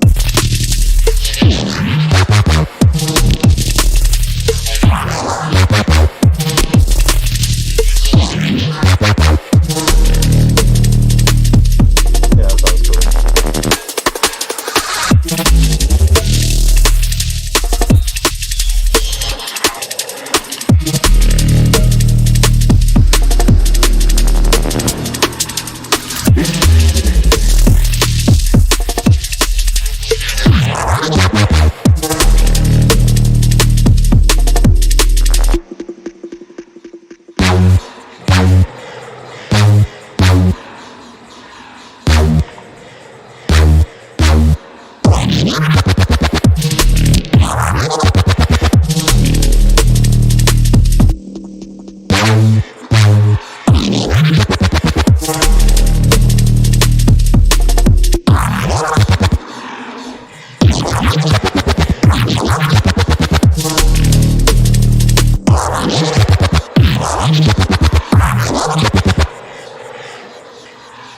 It's a bit mental, but just an idea.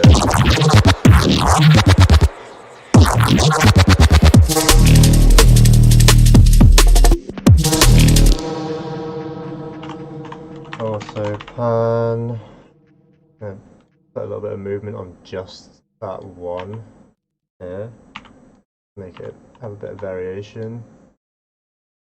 Pull this phase down. Leave that where it is.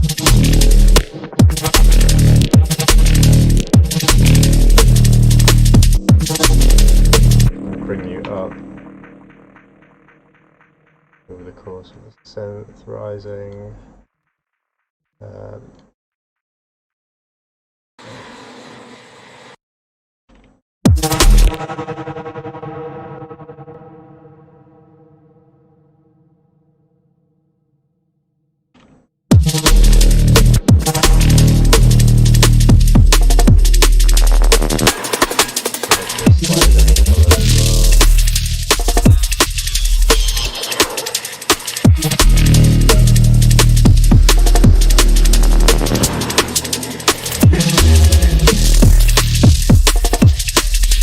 Need to bring in some of the intro sounds here as well, because it is drop 3 before the breakdown. And you need to sort of like emphasize that it's gonna calm down in a minute rather than just roll and repeat. That's obliteration.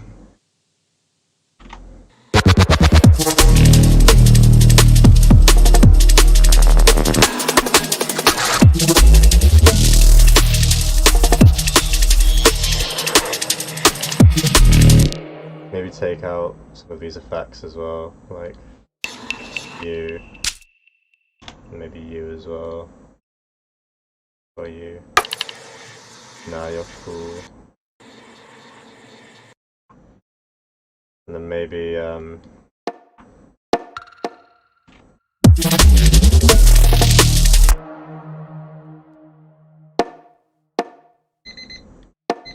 okay, stop. We're kind of already onto the next task already, so we'll just hit start on that again.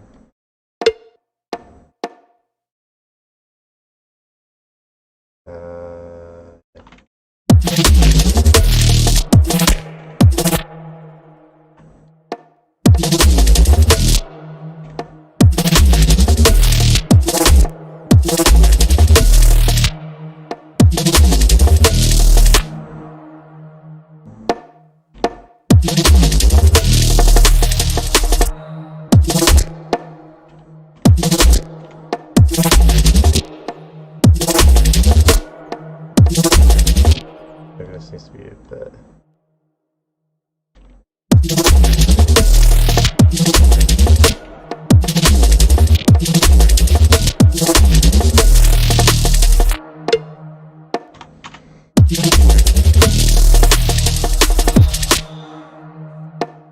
So delete you.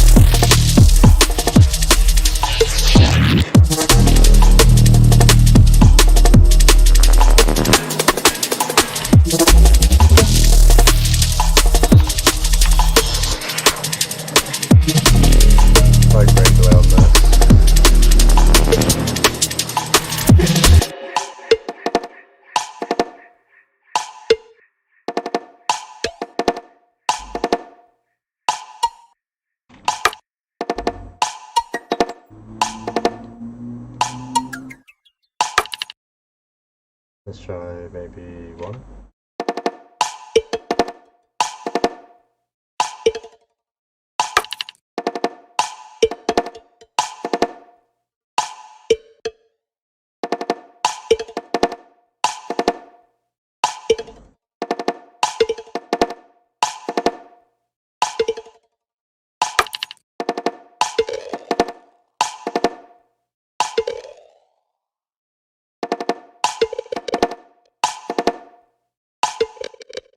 Oh wait, I'm on the wrong one.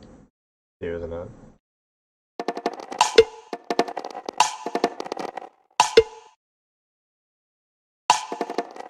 Oh.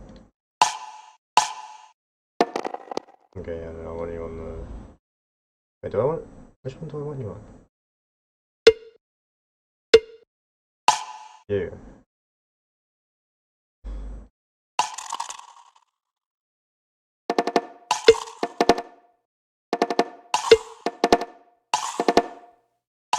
Heading out, big ups everyone, killer vibe so far. Cheers Varus, big ups, thanks for tuning in. I'm gonna, what time is it now, like 10 o'clock? I'm probably gonna keep going for like another hour maybe, and then turn it down, because got a, well, probably gonna record a video after this to be fair, of how I made the bases for this, and then edit it down tomorrow and hopefully get it up for you guys at some point, but I'm trying to work on getting like a little back catalogue of videos together, and then choose the best ones to upload to, you know, either the Patreon or the or the channel. But yeah, let's go.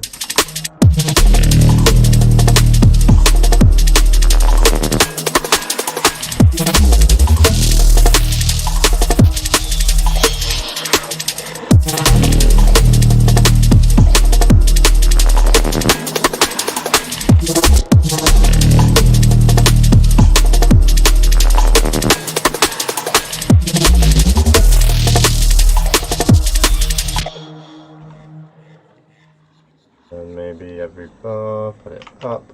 Oop, oop. Like that. Will that work?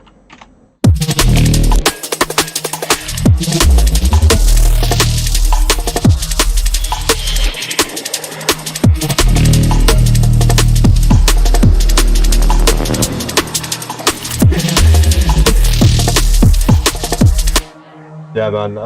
I thought I was gonna break it down in the stream, but I just thought, you know what? People aren't gonna watch this stream, and if people really, want to follow this channel and like see what I'm doing with the sound design bits, then I may as well just make it a video, because if I just talk about it in the stream, then it's it's not as enjoyable for you guys to watch because it's a longer format, and B, the information's not going to get out there, and that's kind of why I started the channel, sort of like give information and let other people learn from it. So it's not really doing the world justice by putting it like 3 hours into 2 hours into a stream or whatever it is. Yeah, nearly 2 hours. So yeah.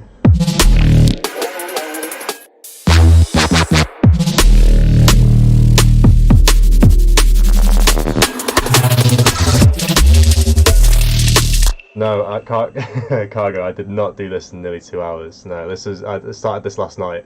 There's a lot of I didn't do any of the basses, so in this stream, because I did all the basses last night and like wrote the basic idea. The only thing I've done is like moved around the drums a little bit, changed the arrangement of these, changed maybe like a few of the settings. I made some weird intro bits here, which didn't really take up much time, and just a little bit of rebalancing and stuff. I've been trying to do like a 20-minute per. I've got a little timer here, and trying to do like 20 minutes of like working on a certain bit of the track. I've got like some notes which I've just been going off of, and I'm just trying out a new workflow to keep things a little bit more interesting for me.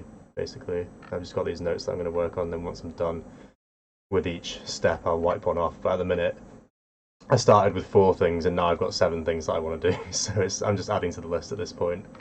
But my workflow is incredibly slow, to be fair, which is why I don't really put out a lot of music.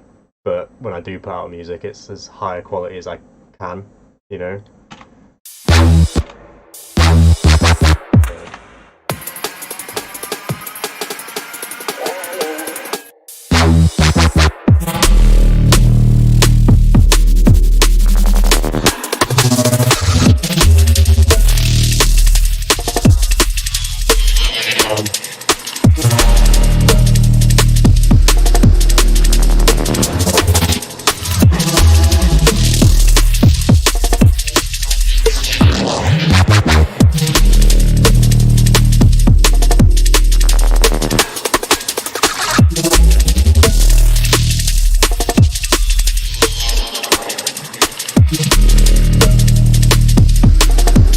I would like to make these longer basses more percussive, I think that could be quite interesting.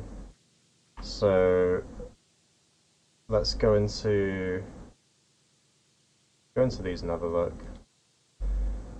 Doesn't matter so much about that one, but it does with this one. So let's go into envelope 3, LFO 3. Global master tuning, and here we will put on 12, not 120, 12 semitones, take off the trigger, make the envelope, take off the BPM.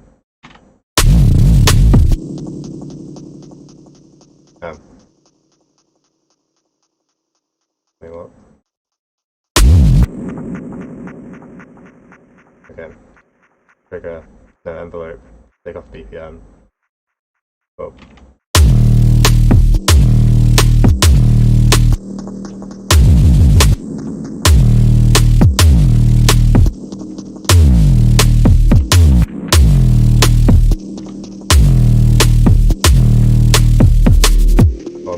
as well is put on a kick attack or transient perk, maybe. You want like that.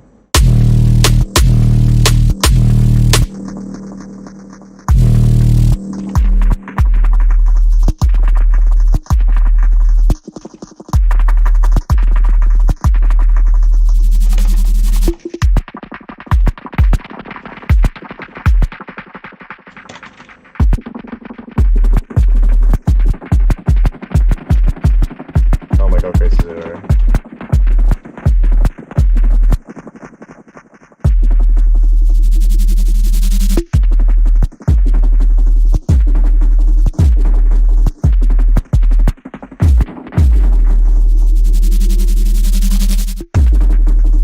Alright, let's give that a listen.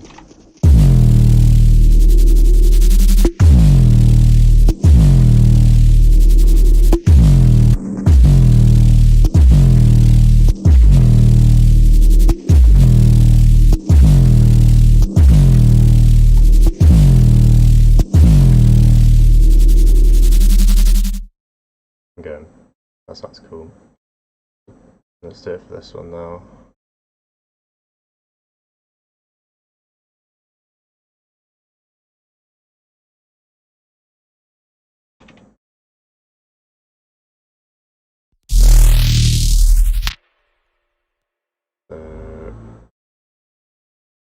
Matrix, LFO2, because we didn't use LFO2 in the other one. Global master tuning.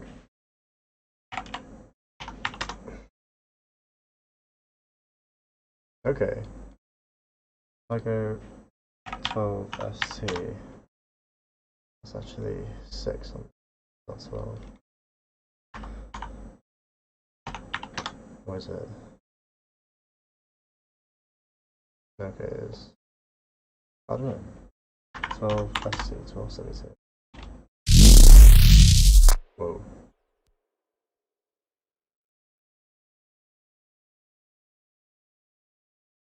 Envelope. Trigger. Dot. No, not dot. Okay.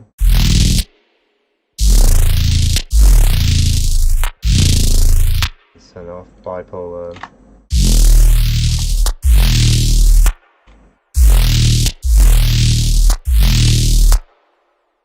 And then why does one have the sub on and one doesn't?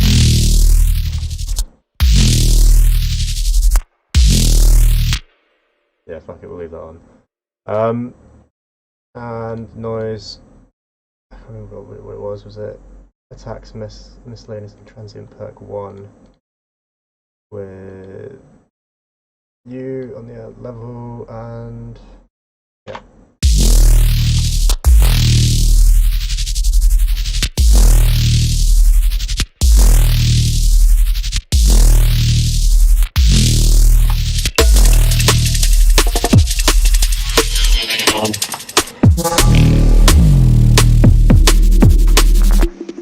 I don't know if I like that.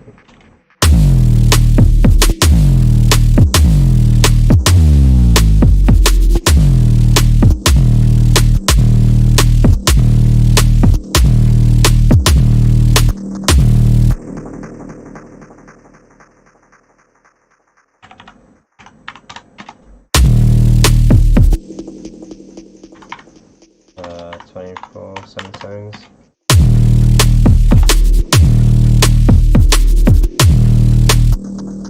Maybe even higher, 36 semitones.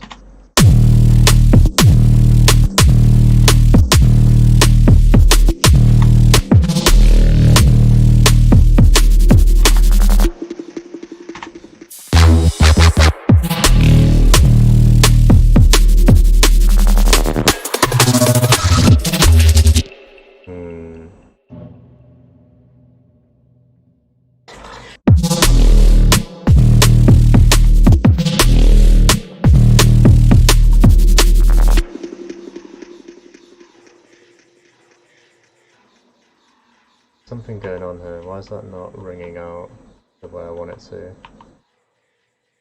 There's no automation on here. No automation on here. This bit, no. What about you? No. Again. Is it you? It is you. More release.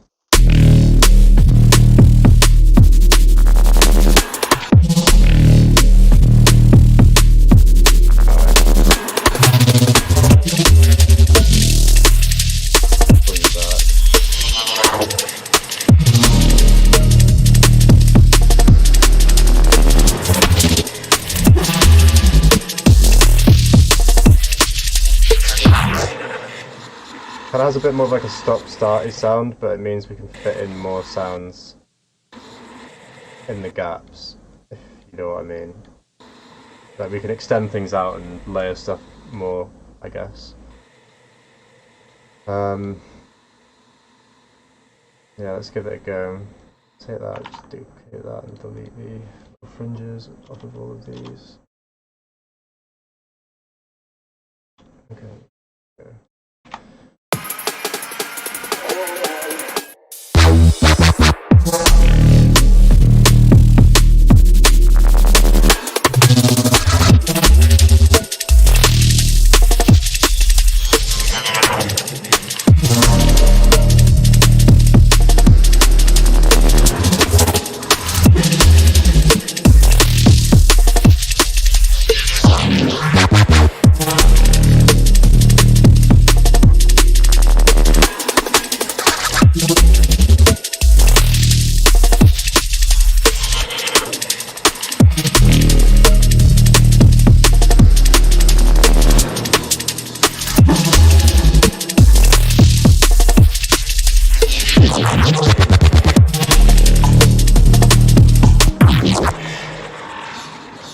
That end bit is a bit weird, I know, but we could make it a little bit more interesting.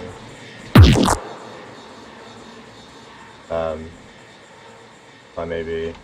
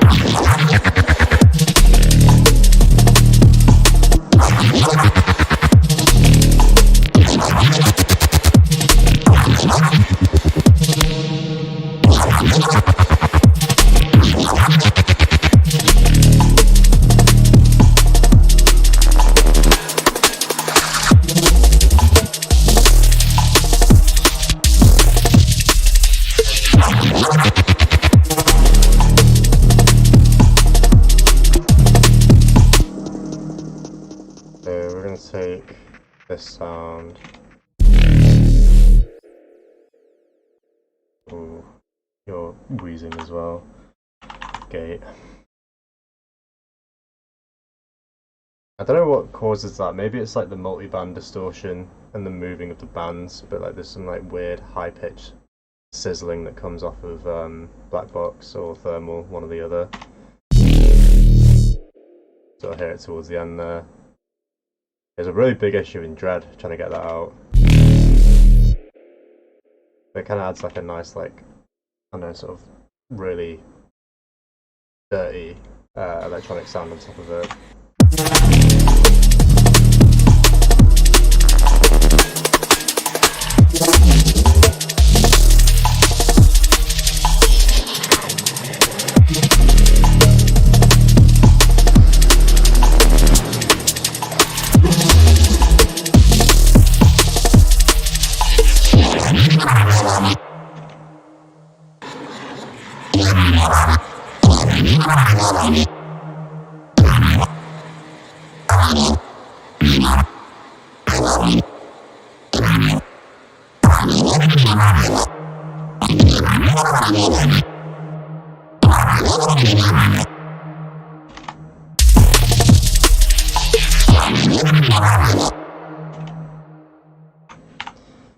Impact.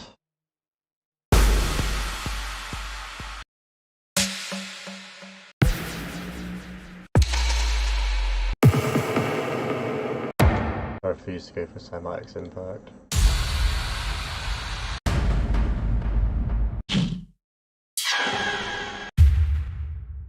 Yeah, that'll do. Night Train.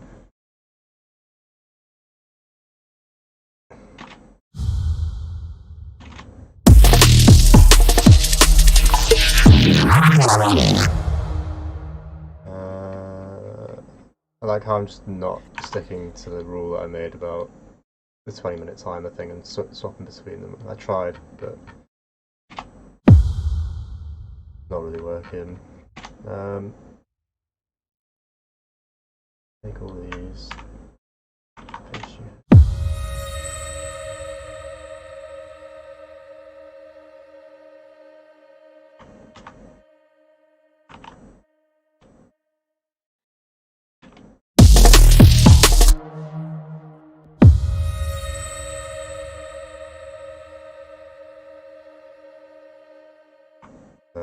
You need a new instrument, right? I mean, new audio channel and new audio channel.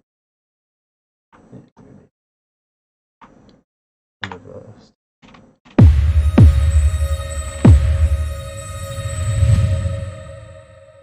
Looped.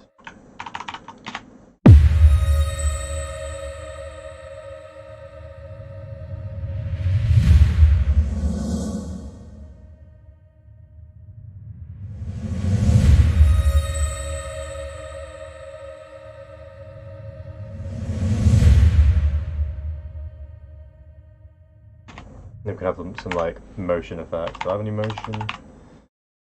No. About like sweep or movement, futuristic movements. Yeah.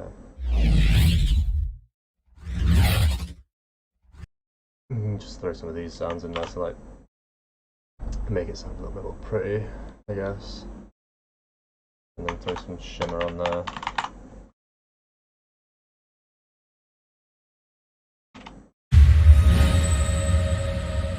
Bit of feedback. And less size, higher low cut. A bit of those there and there.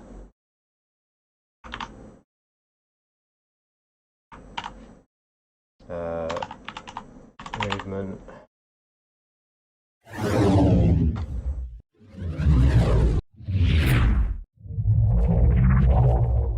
Some of these sound really cool.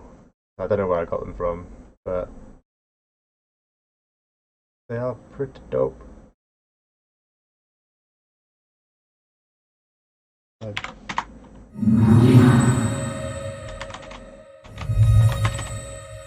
pitched it down really low.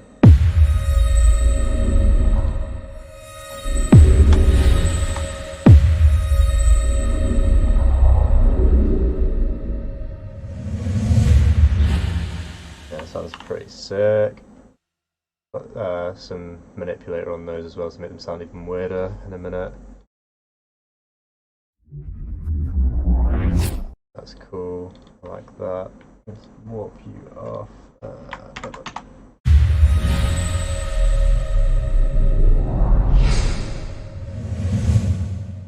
Cool. I like that. We're going to group these movements and then put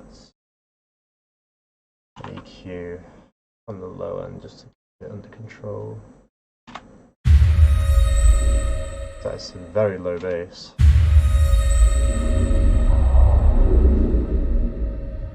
We just don't really need going on right now.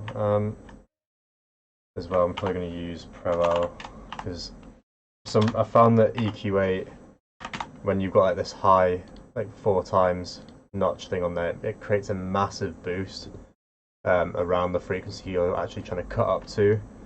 So sometimes you might want like a fundamental of a sound, and then it's just like really just sending it way too high, and it's not always the best way to do things. you know, boasting shit when you're not really meant to. Stop swearing. It's gonna be a constant theme on this channel now. Just stop swearing, stop swearing, stop swearing. Why? Load.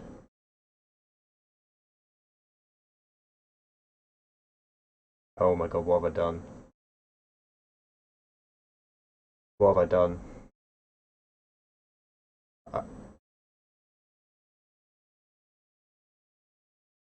What on earth have I done? Why? Oh my god.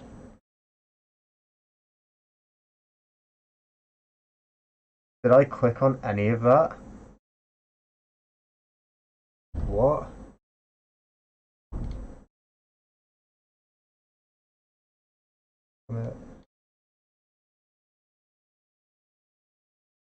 Jesus.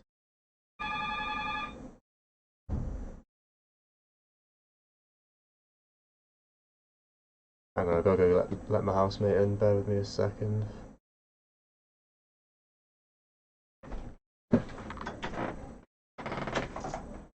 Hello?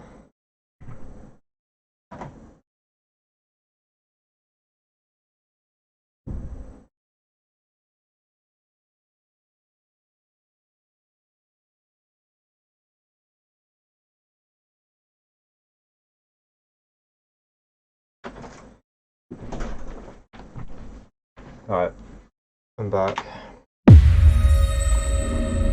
I need to delete this monstrosity that just opened up. Oh, not the entire thing. Yeah, trust me. No, I'm glad my PC didn't crash either. I don't know how that happened, to be fair. I was fully expecting a crash from that. That's madness. How do I select all of them? I swear it's shift. Yeah.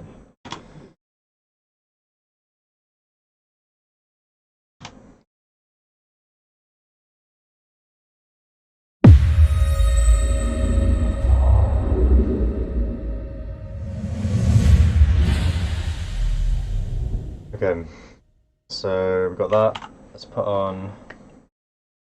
What was that thing I was on about? Manipulator.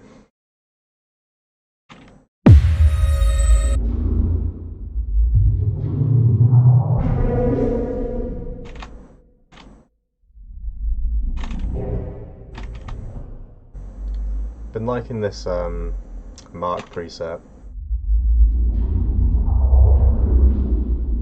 Sounds really crazy. Take this and we'll also split you. No, not split.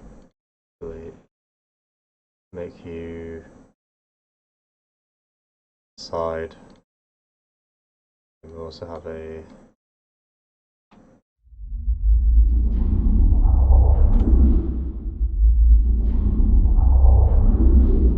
there we go. Try and keep them a little bit more mono. Manipulator's got a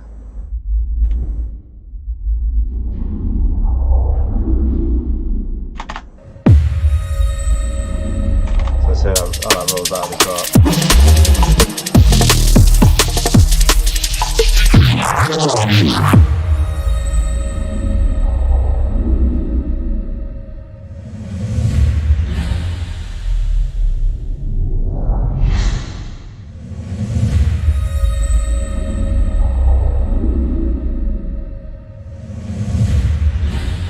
Maybe we could start like filtering in some kind of shuffle in this bit.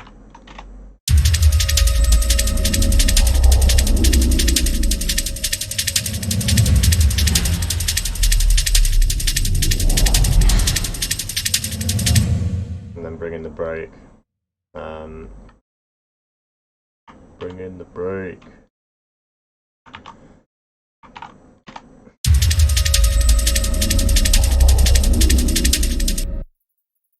Why are you not making noise?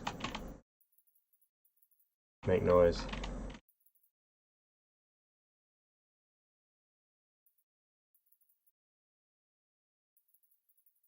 This is weird. Oh. That'll be why.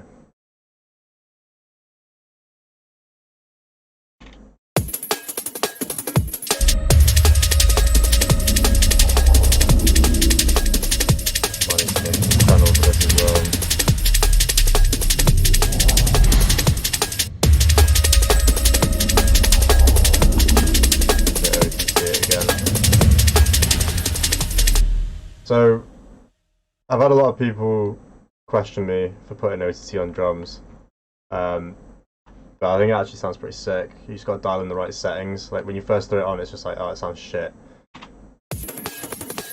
That sounds horrendous, but I think if you put the time to like the max, that's to really clean up.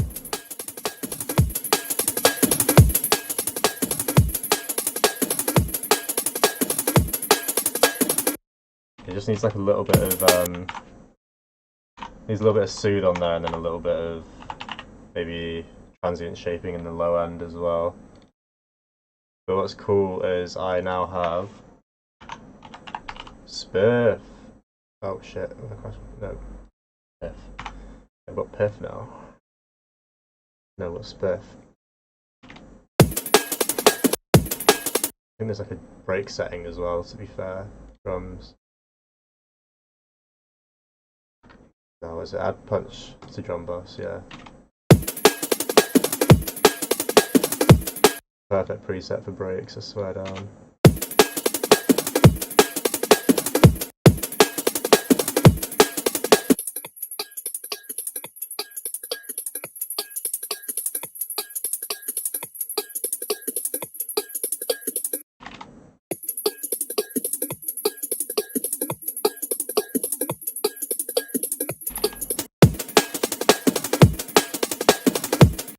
No, I could do as well actually, take all of these down a peg.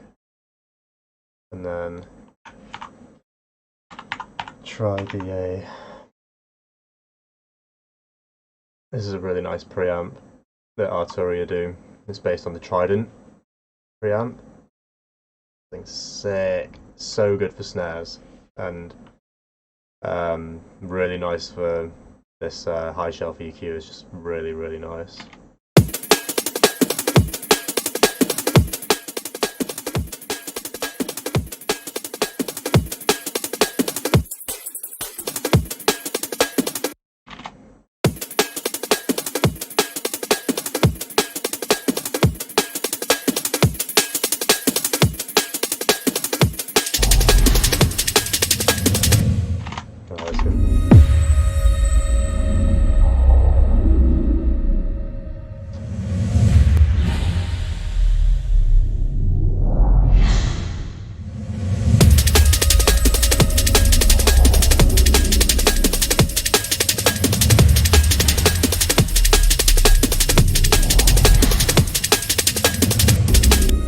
Alright, cool, that fits well.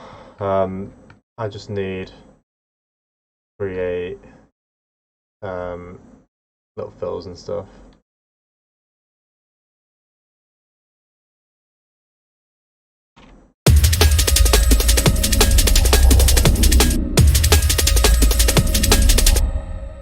So let's go maybe a bit faster than that.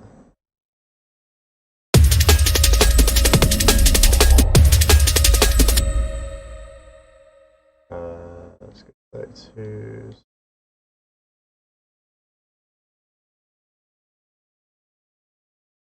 And do that. No. It needs to be fast. Not that fast.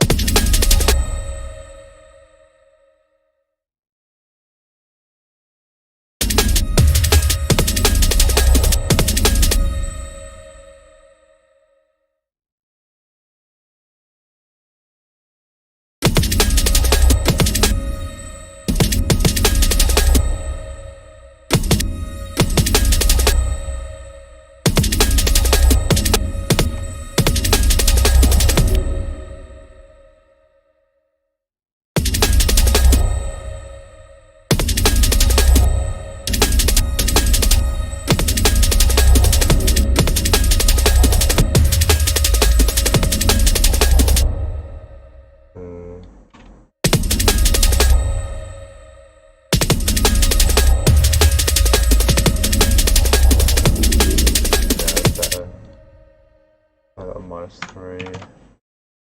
It ramps up a little bit.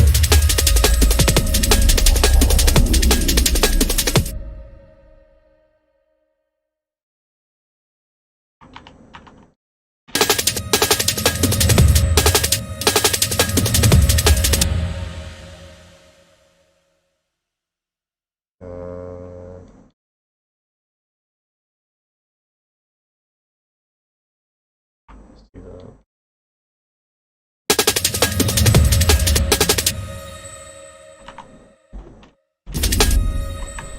Join that. A quick way to do a little ramp is consolidate it like a loop and then just. Oh no, wait, hang on, can't do that. Pull that back.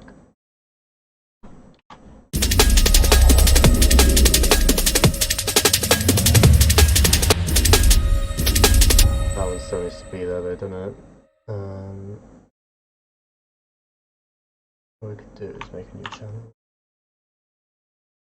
Pull you down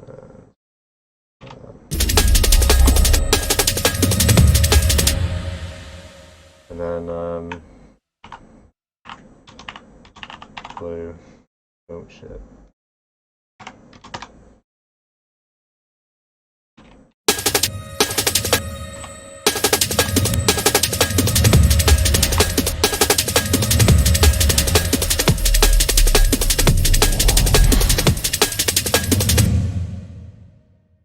Let's leave that as it is for now and come back to it. We'll colour you white because I want to change these. I normally leave things in white, things that I want to change. So that needs to change. I left something green up here as well. That might need changing. I don't know if it does or not. Need changing.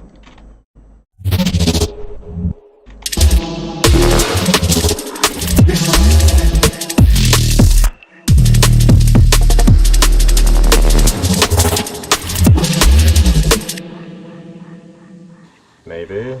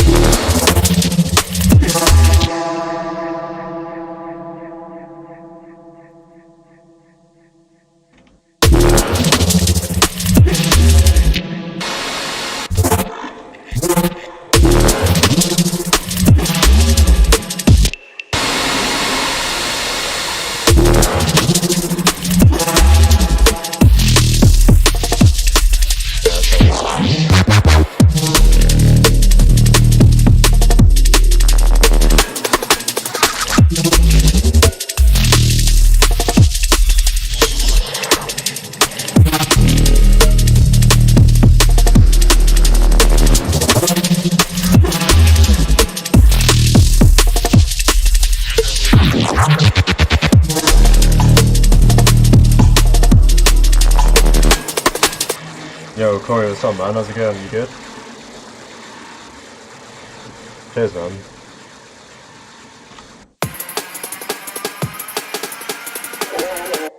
This needs more aggression. Drum bass. I never go for this, but why not? Hit you and delete you. You're gonna go. There.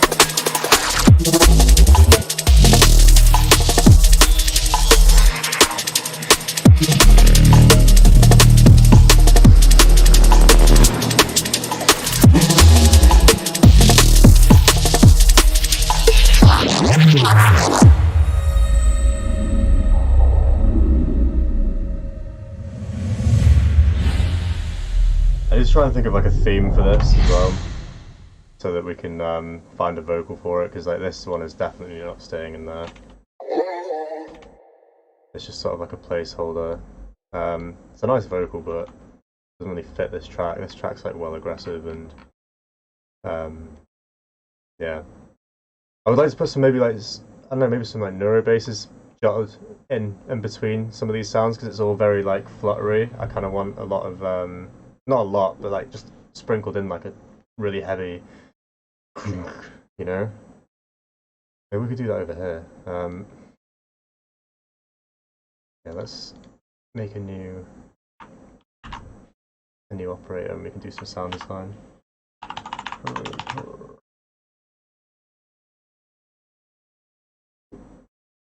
What I'll do as well, just for this last little bit before I go to bed, is I'll make this really big so that we can all see what's going on.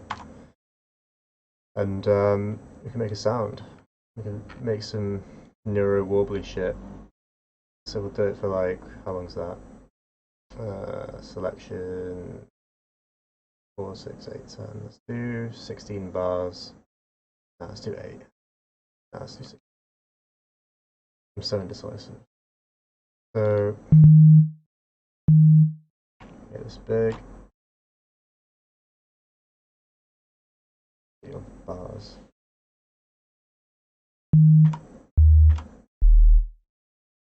And then what I'm thinking of doing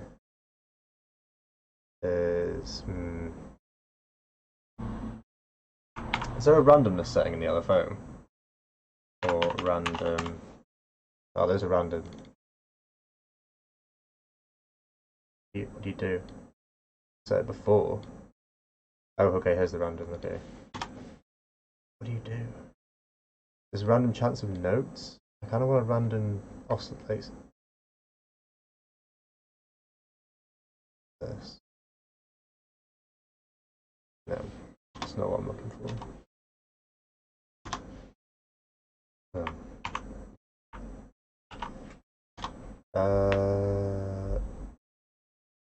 I know in Phase Plant you can do this. Maybe that's where I'll do this. I can make this sound in multi-pass, and we can get the neuro effect out of this. But we could just leave that there for a minute.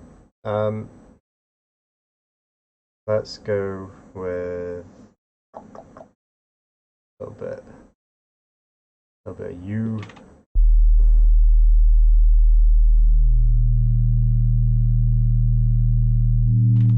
So I need U to move randomly in volume. So we're going to go. There we go. Sample and hold. That's practically noise, isn't it? We've got U. Try sample and hold. Go low.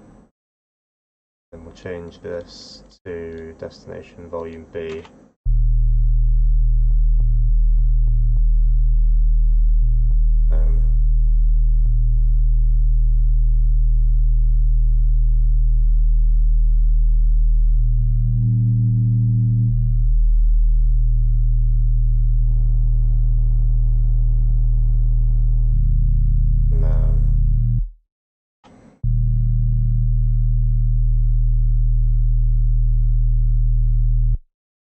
This is well difficult.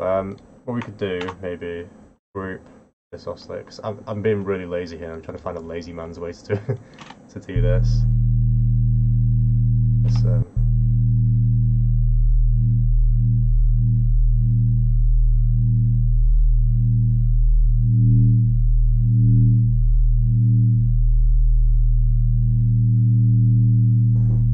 Cool. So we got that. I'm going to duplicate this. Do it again, but the operator's going to be higher, and you're going to be on a band pass.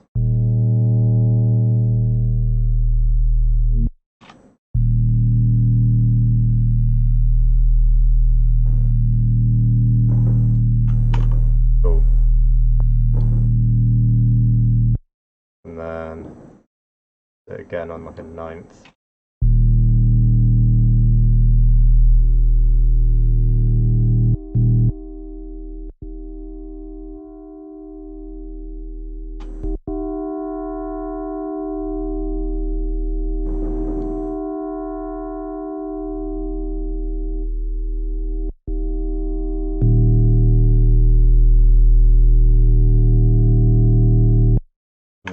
let's run it all through a saturator. I kind of want that squarey sound that saturator's got. Go with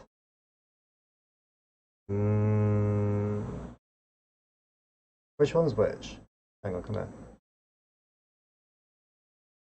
Does it not tell you?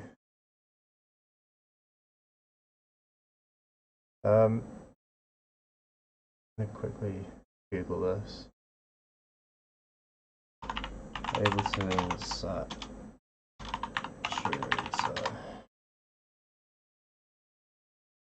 Yeah, come here. Drive knob, yeah, that's the one. Analog digital clip modes immediately. Time for image match. That can be achieved in the wave shaper mode, yeah, but I want. Okay, fine, we'll use the wave shaper because that's what I want to do. So we're gonna go drive, but then we need the depth, no. Bass, no. Which one is it? Change the what? Ah, there we go.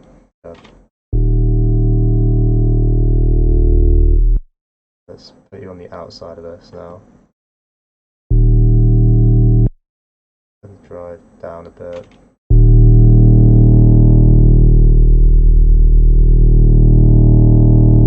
Alright, we've got the drive, and we're going to use a amp as well.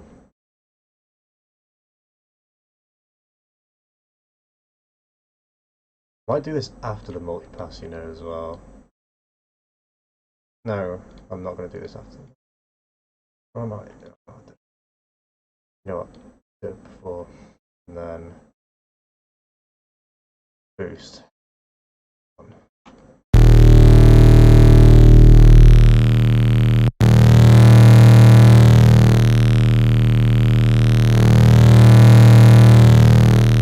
Cool. Now I'm going to go on the pre-insert, and we're going to get a, what's the utility? The gain. Drop you down like 8.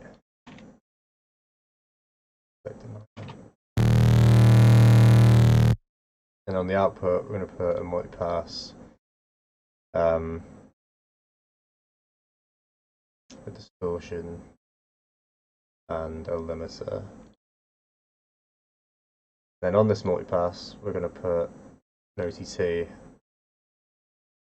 dynamics, T. And then on the input, we're going to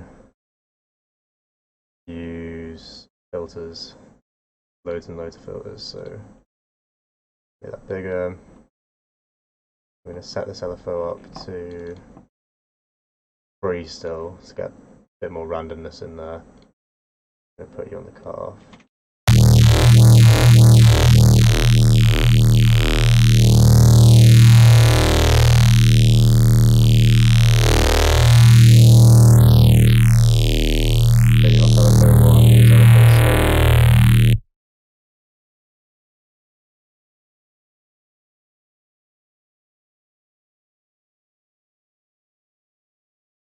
I missed the notification, didn't I?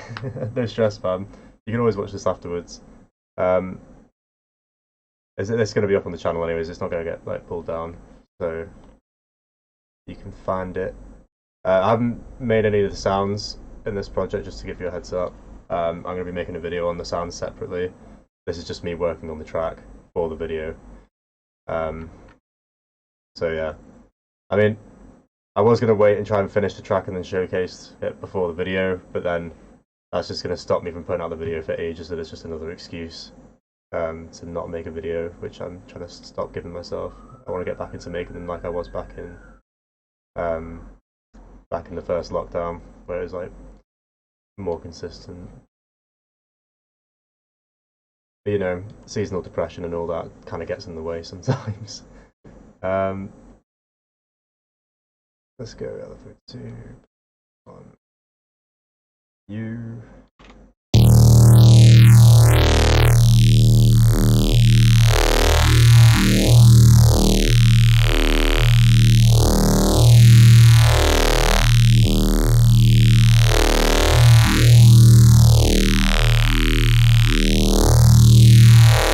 What you're trying to go for is like the crossing of those filters. Like, it just sounds. You want as much of that movement in there as you can.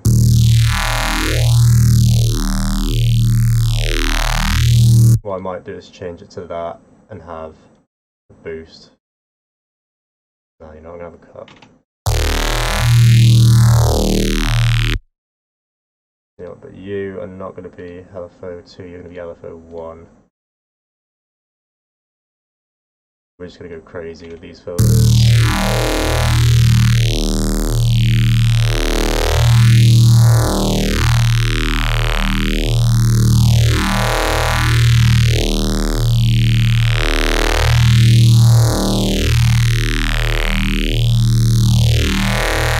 Now that we made a little boost there, I'm going to use...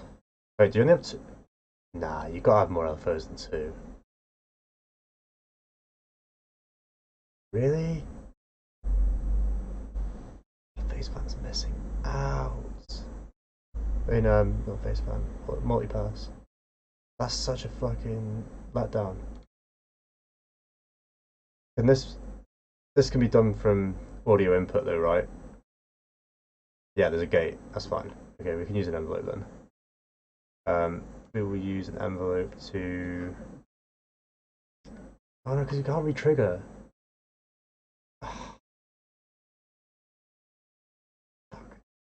Okay. You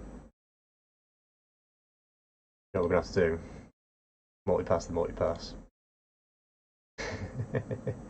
Yeah, multipassception, let's go. More more filters.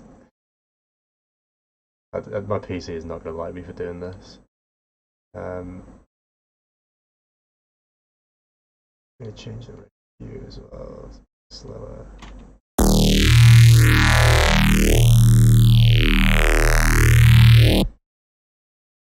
Yeah, the envelopes might loop.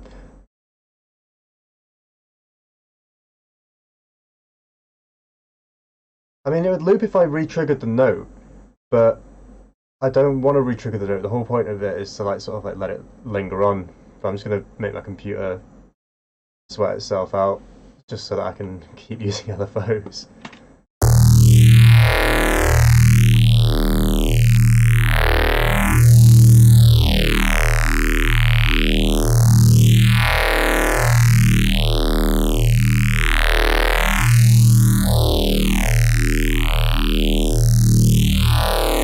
Well, that's the idea. So, like, you know, this one is set to 0.38, that one's set to 60, and then this one we've probably set to like 50 or something.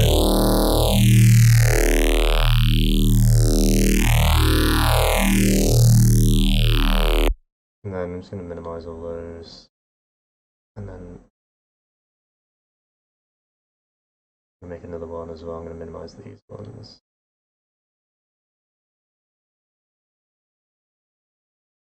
And then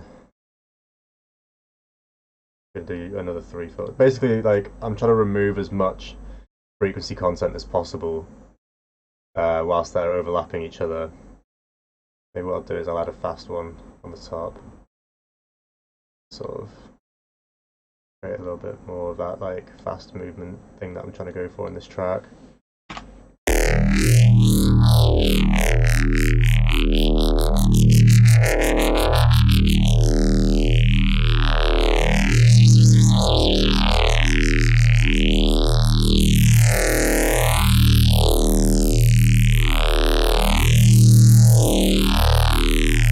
Maybe do that again.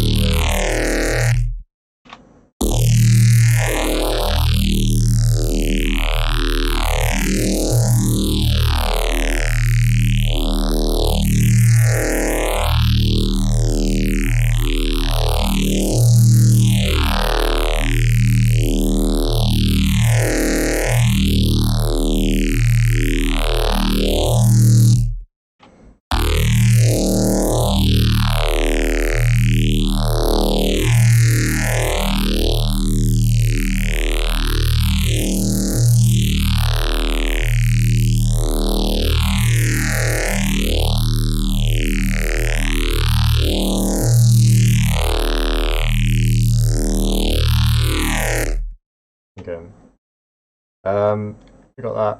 Let's go. Cool. Maybe.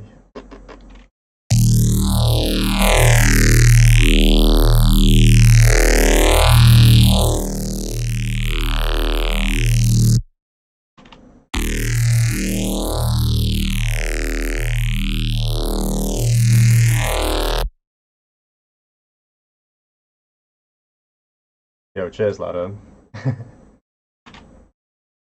Alright, cool. Now we've got this.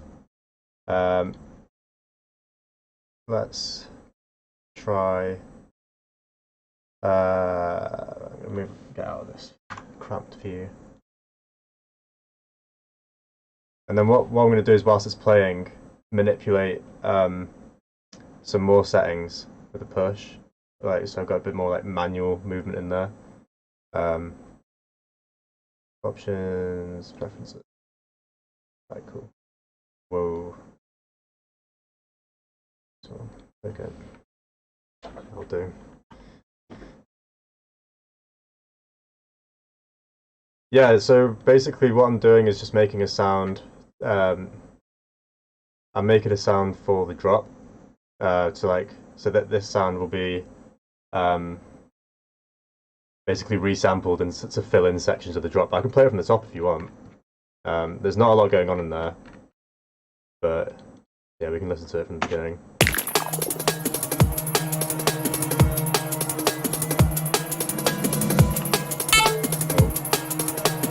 Oh, I hit something then.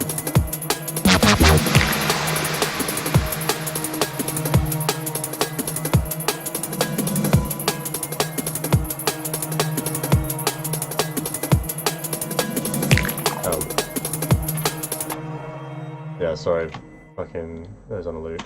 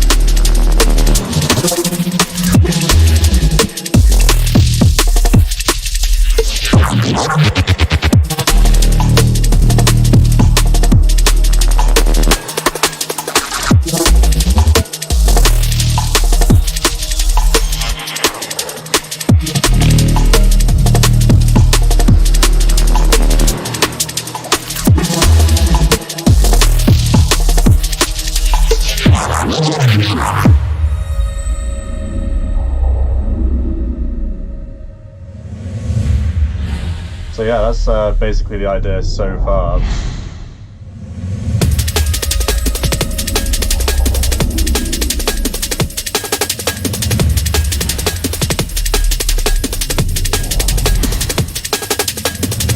So yeah, that's like basically the little build that I'm going to go into, like the breakdown / build.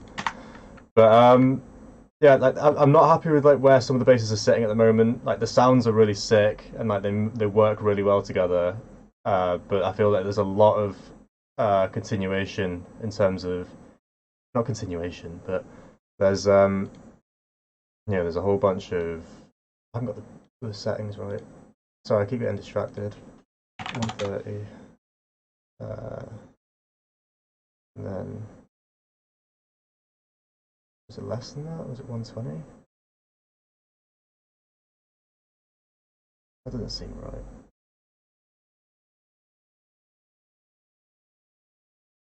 I'm just trying to get the size right so the screen's sitting where it's supposed to be. F11, F11, F11. There we go, sick. Yeah, so I'm not happy with where the bass is sitting. There's a lot of like fluttering going on in the top end, which is cool. Like it's a really nice, you know, I've obviously put that in there because like that's the way I want it to sound. But there's too much fluttering, which I kind of want to break up with some of those neuro sounds, which is why I'm making the big lazy neuro rack over here. And then once I've got like a tone out of it that I want, I'm just gonna rag it through amps and rag it through filters and rag it, you know, just really just take it to the next level. With just pounding it into distortions and compressors to the point where I just got an amalgamation of goop, and then just chop up that 16 bar goop and just drop it in the little gaps which are in the drop to sort of break up the you know, the sort of sounds. Like, you know, that's how I how you explain electronic music to people. In my lessons on Patreon, I'm just like, yeah, you just make it go, and then, you know, you got a sick bass.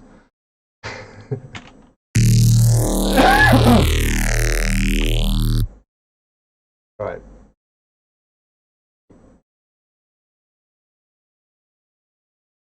So you guys all went crazy in the chat. I need to catch up.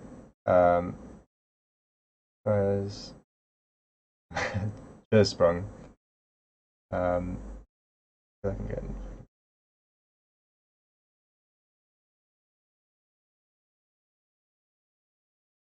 Oh, cheers, Dubious. Yeah, man. Go check out my Bandcamp if you want to hear some dubstep. But you know, all my SoundCloud. The links are all in the link tree in the description. But yeah, but on a bit more of a DnB flex as of recently, just for a bit of a change. I've been making loads of 140, and I'm just like, kind of want to make something a bit faster and something that like lets me push my sound design a little bit more. Because I think you can explore a lot with sound design with dubstep, but like you're constrained. You know, it's like don't make a sound like go into the 10K region. If you do that, you're not making dubstep. It's bro step at that point, and I'm just like, okay, sick. I kind of want to fuck with more harmonics, but not make bro. You know, I want to keep it deep and dangerous. All right, Black Box. Black Box is the one for these kinds of things, and what's the other one? Thermal. I need volume, so, and I want clean volume. I don't just want volume, so we're going to go with the Vice plugins. These are really, really nice. They're super expensive, but they're really, really nice plugins. The Maximizer. So with these three, let's put them in the chain that they would actually, like the order that they'd actually be in. So thermal, and then I'm going to make you small, a bit smaller. Can I make you a bit smaller? You go small. Yeah, you do go small. Okay. So yeah, saturation unit, analog saturation unit. You're going to go on the end, actually. So I'm going to swap you around, and then we can get a tone out of this synth. I mean, this plugin, and then this is going to warm it up, and then that's going to make it loud. So let's go into rhythmic.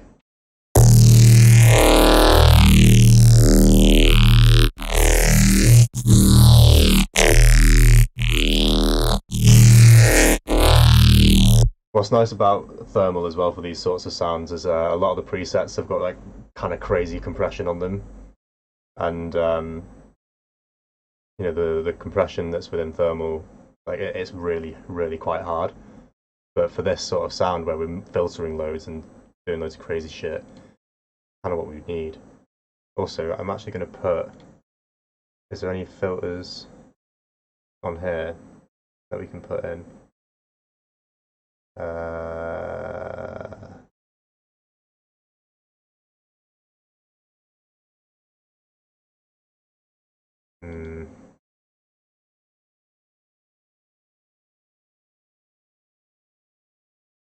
Excited. Yeah, okay. It simulates passing by effect. Great for pads. intense dynamic chorus with homing. Ooh, that could be cool. Oh yeah.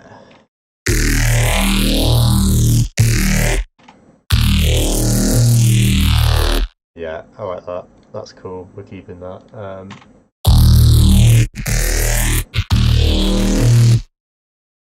What does thermal really do?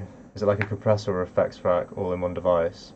Seen it tons in adverts. Yeah, basically it's a saturation unit. It's kind of like the 2021 version of, or 2020 version of Isotope's Trash. Think of it kind of like that, but with a no. Actually, yeah, it is Trash basically, just a different version, different flavor of Trash. It's Trash with modulation. Imagine Saturn 2 and Trash 2 combined. That is basically what it is. But it's by output, and they make really cool plugins, and it's got a nice UI, and the presets are sick. I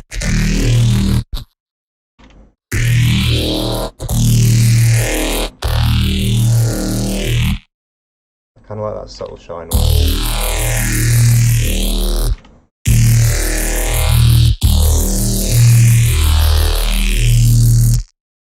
These are all quite subtle. This is mix bus. What about extreme? Whoa. I'm gonna really hurt my ears doing this. Dance floor hype. I'm gonna add the warmth back with this. Right, let's grab a VU meter, because we're really not being okay with this now. VU. Let's grab that. We're going to take out from after multipass because we've got the sound we want from ragging it already. And then utility. Cool. Let's pull this all down.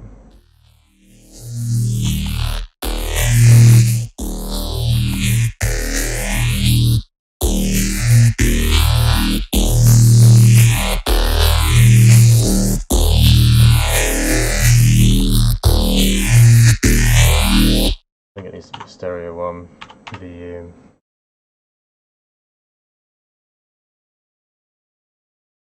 kind of tweaking out.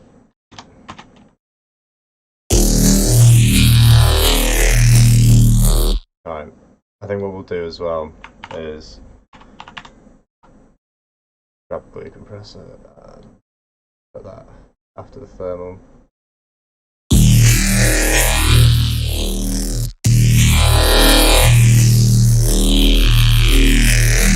What I might do as well is put it before the multipass. No makeup.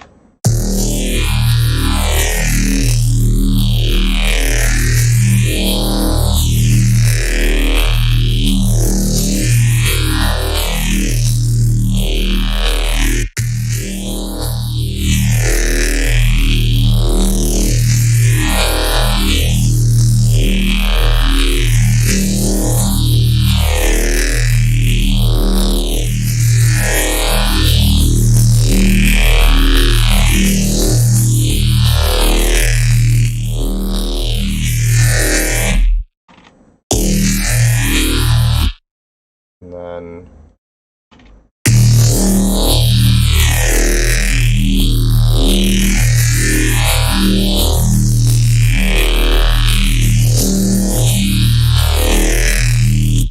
alright, sweet. Now get this chain and make it a bit smaller. Oh, we can delete you. Cool. Now let's put Portal on it. I don't have Portal. Need to reinstall it. What else do I have? Yeah, we need filters. Auto filter. Cool. Here you. And I'm just going to hit record on this. So we're going to go Automation Plus and record me moving that around over the course of that.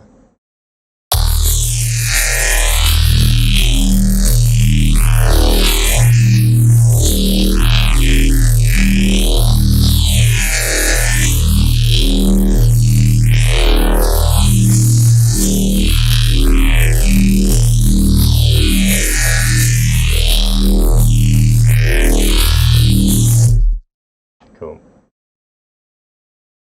And then I'm going to grab another one, do the same.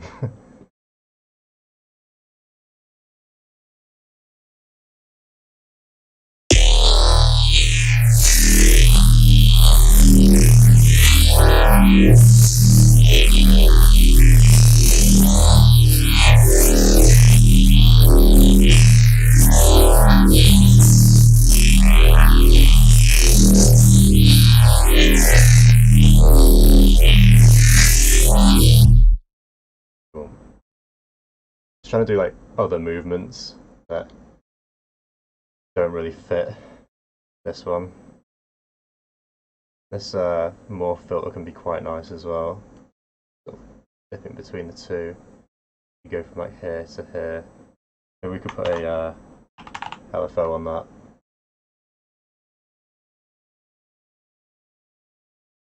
We'll take this, maybe move that down pretty slow-ish, like that. And then we'll make this go to 75% and that at 25%. And then map that to the morph.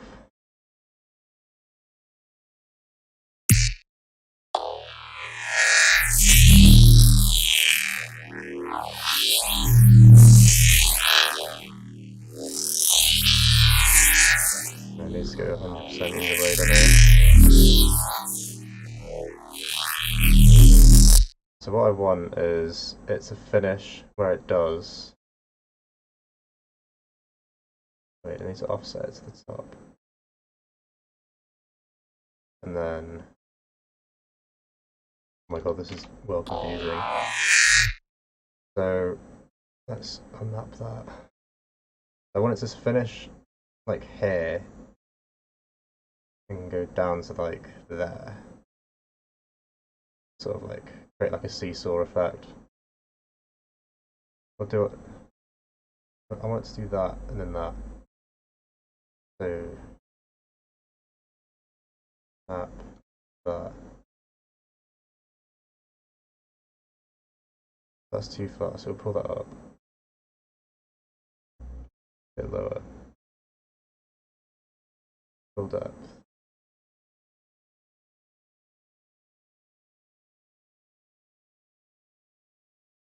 Too low.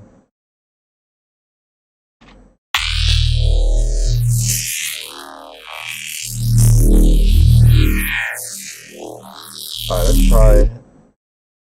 There's quite a lot of movement now, which is good. Let's try copying those three plugins over again, the Vice, the Black Box, and the Glue Compressor.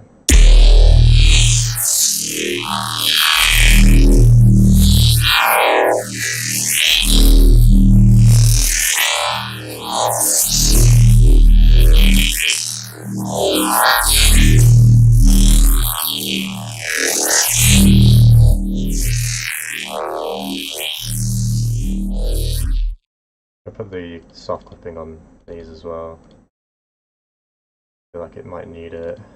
You as well. Glue compressor, yeah.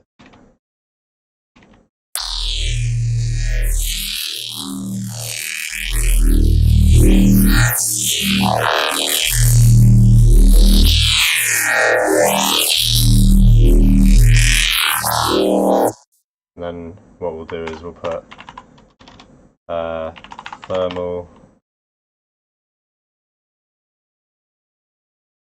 and then, no, not thermal, what am I doing? Texture, add a bit of more top end back, and then we're going to distort those together. We'll use,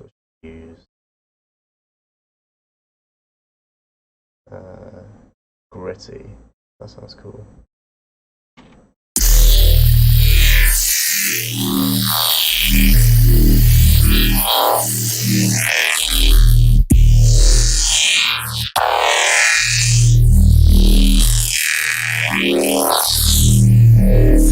Cool. And then we'll take black box and just drag it through that, because that should sort of blend it together quite nicely.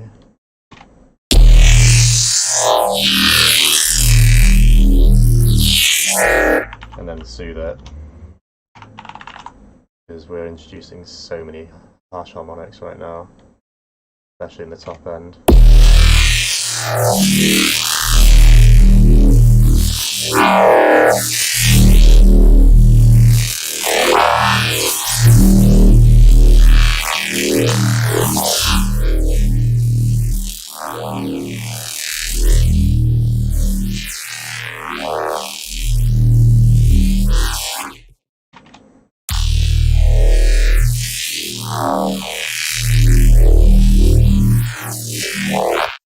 Cool. What I'm going to do is save this as well. Command-G.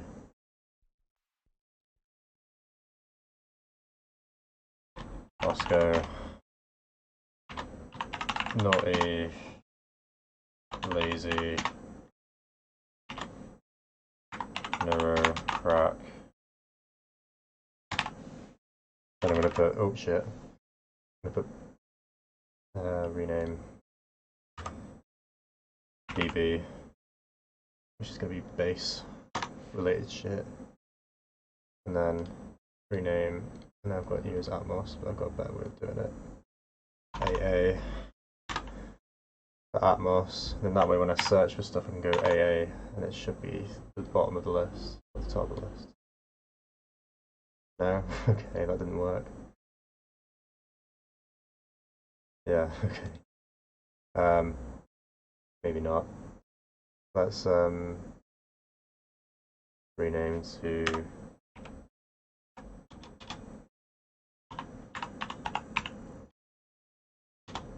Atmos, all caps, and then rename bass rack. Cool. And then we can freeze and flatten that.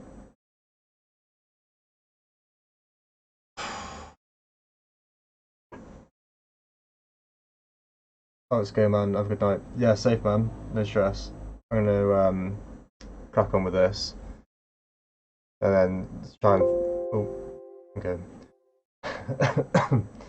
Gonna finish off with this little thing, and try and pop it in little pockets in the drop, and then I think I'm gonna go after that. Yeah, probably gonna go after that, and then I might stay up and record a video for you lot. I need to drink a coffee before this, but I kind of want to use this night productively as well, and we're already about, what, nearly 3 hours into this? Yeah, we're over 3 hours into the stream.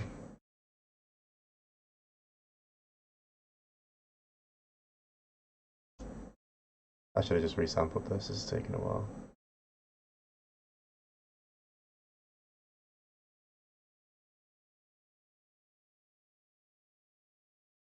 Alright, well, cool, it's done.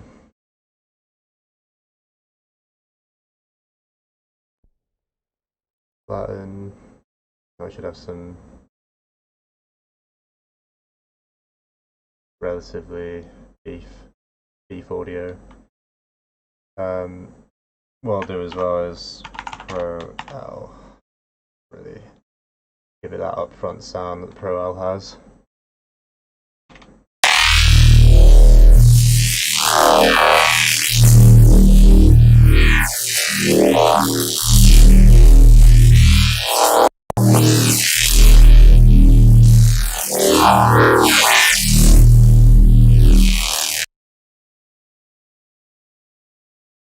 It's going to take forever, I'm just going to...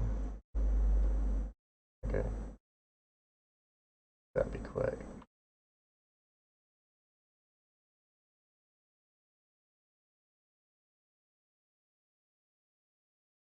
Like, all of that might have seemed like it taken a little while,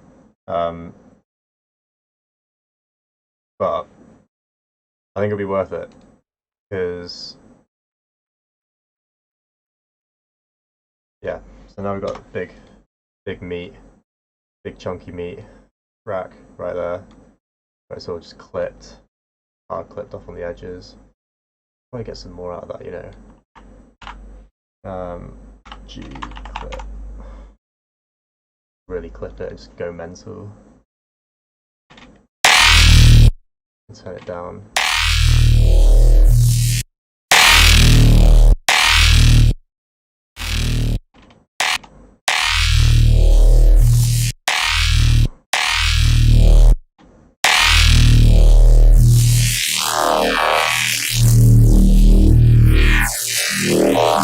What I might do is have a clipped version and an unclipped version. External in, resampling. We're gonna solo you, put you on max. And then I'm not gonna write down.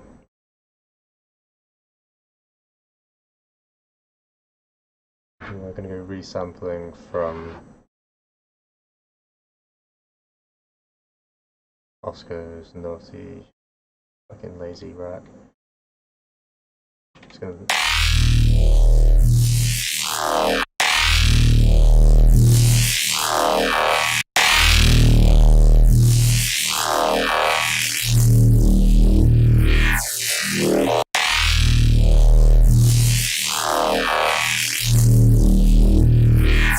cool, let's record that.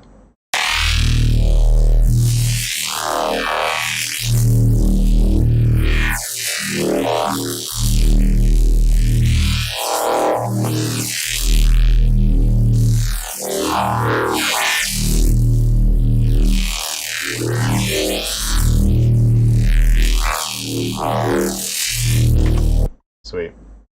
Now we got that. Let's take these to the drop and try and find little pockets for them. What I'll probably do is take a little snippet, pop you there, a little snippet of you as well, and pop you here. Delete those now. And basically, how big are these little pockets then?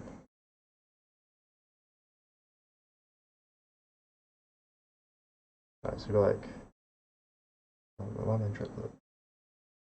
so about a quarter note in size. So we'll cut down to quarter note. Give you across. Try and get this to work.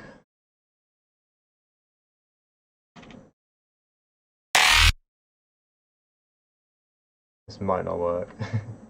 Might be a bit too crushed, but hey.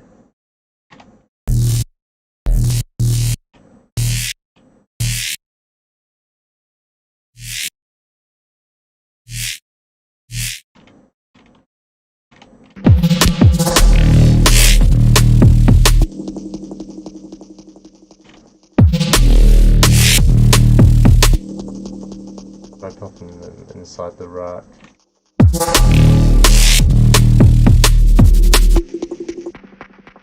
Maybe I leave it alone.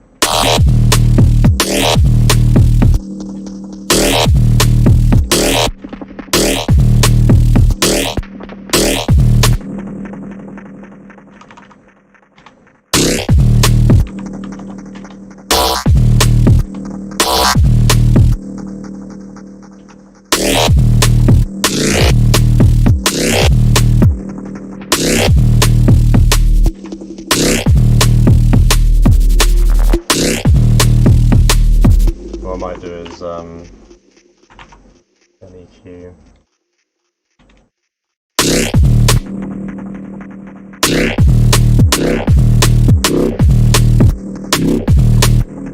And then increase that over the period. Oh no.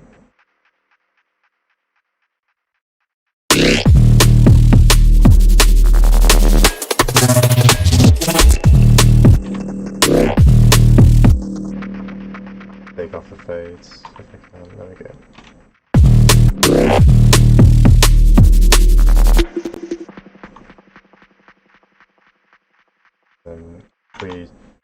that, turn that off, and then zoom out. Just come up through and choose a good.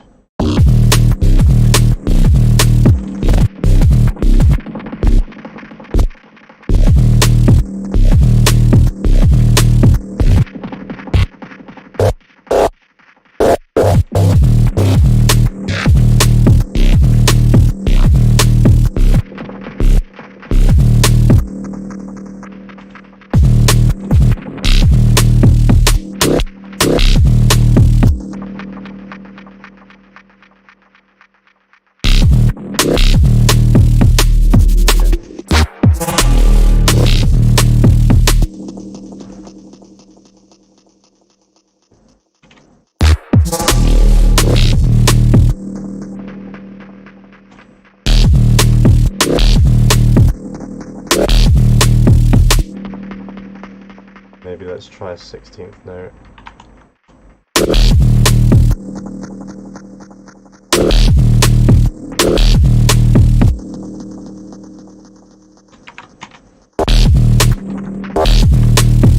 Oh my god.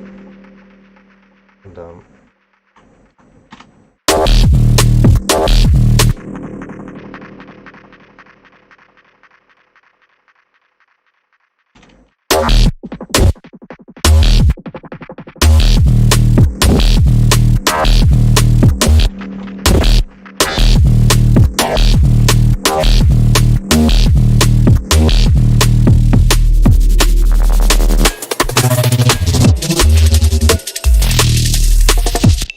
Let's try and fit that into the other pocket over there. Oh. Needs to be bigger.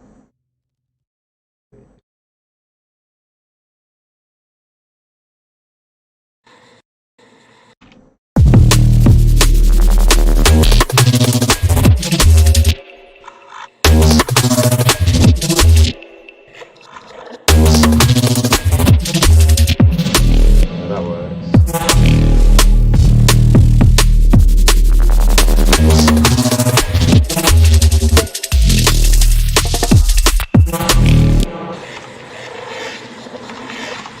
Nah, because I don't want that erosion.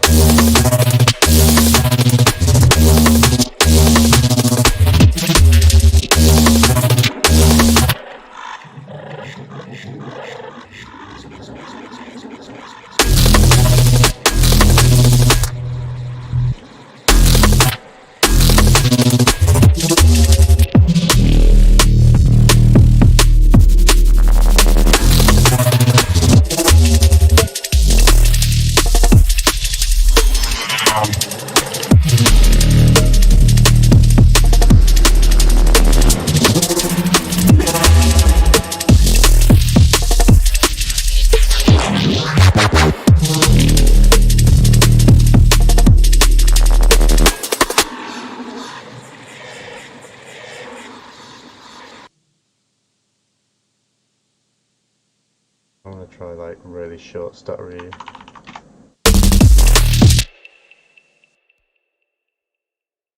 Maybe move that first one to like a more abrasive part.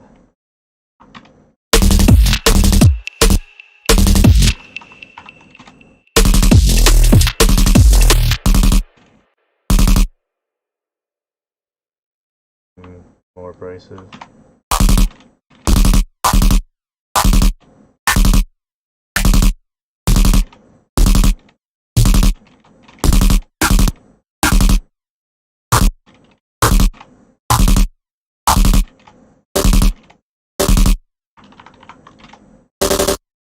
No.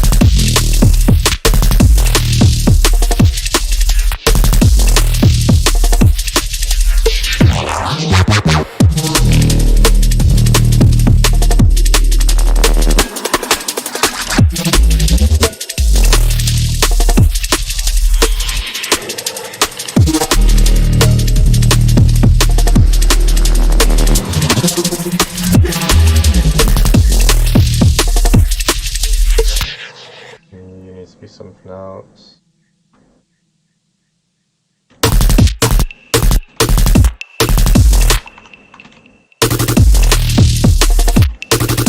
Then maybe I could lay out the vocal, D, sharp, sharp, D sharp, D sharp.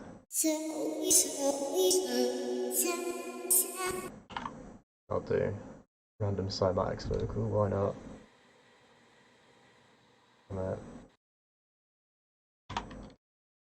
Pitch you down. Complex, not that low.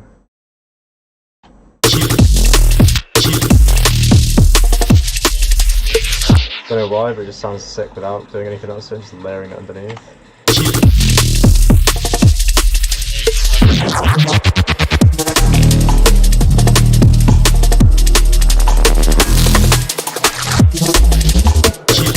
What was that?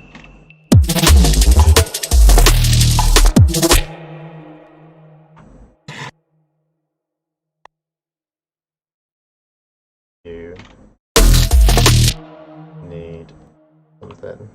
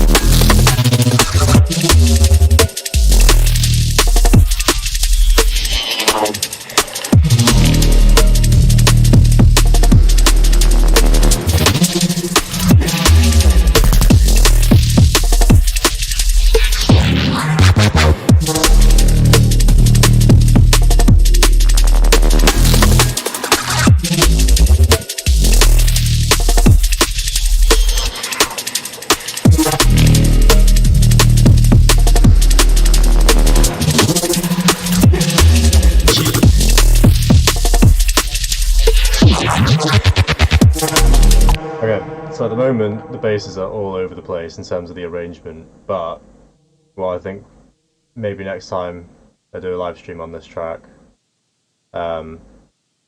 which will probably be like after my birthday now, because well, it says it's going to be the 14th tomorrow. That's my birthday on Monday. Depending on what I get, like it's lockdown, so I'm not really going to get out so much, but I don't know if I'm going to be drinking on Monday or not. Tuesday, maybe. Tuesday evening, maybe another stream on this. And then I'm going to get this video recorded with the basses. And then for the next stream, what we can do is render all of this to audio and then start arranging the basses properly. Because I find arranging basses in MIDI is just really finicky with automation and everything else that goes on with it. So I think flattening it down will be the next step. And then once it's flattened, we'll gain back a bunch of CPU, which would be nice. We can go crazy with other shit, and then we can... Part of me wants to copy over the first drop into the second drop, but I don't want to do that. I want to write a different second drop for this tune.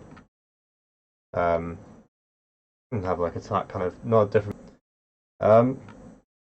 yeah, I hope you guys have enjoyed the stream tonight, and I apologise for being gone with like almost total radio silence for so long, but you know, I'm going to try and come back, and I've said that for like 3 times in the last videos, but I'm really giving it a go. I'm going to give it a go this time. So from Wednesday moving forward, no, Tuesday next week moving forwards, we should be back to consistent videos again. But yeah. That's Tuesday the 16th. So if you don't see me by then, fucking drop me a message on Instagram or Facebook or something, be like, yo, promised a video, where is it? Okay. Yeah, with that, I'm gonna play this one last time, almost from start to finish. Actually no, from start to finish. Just pop it in there. Can't see. And then I'm gonna get going. So yeah.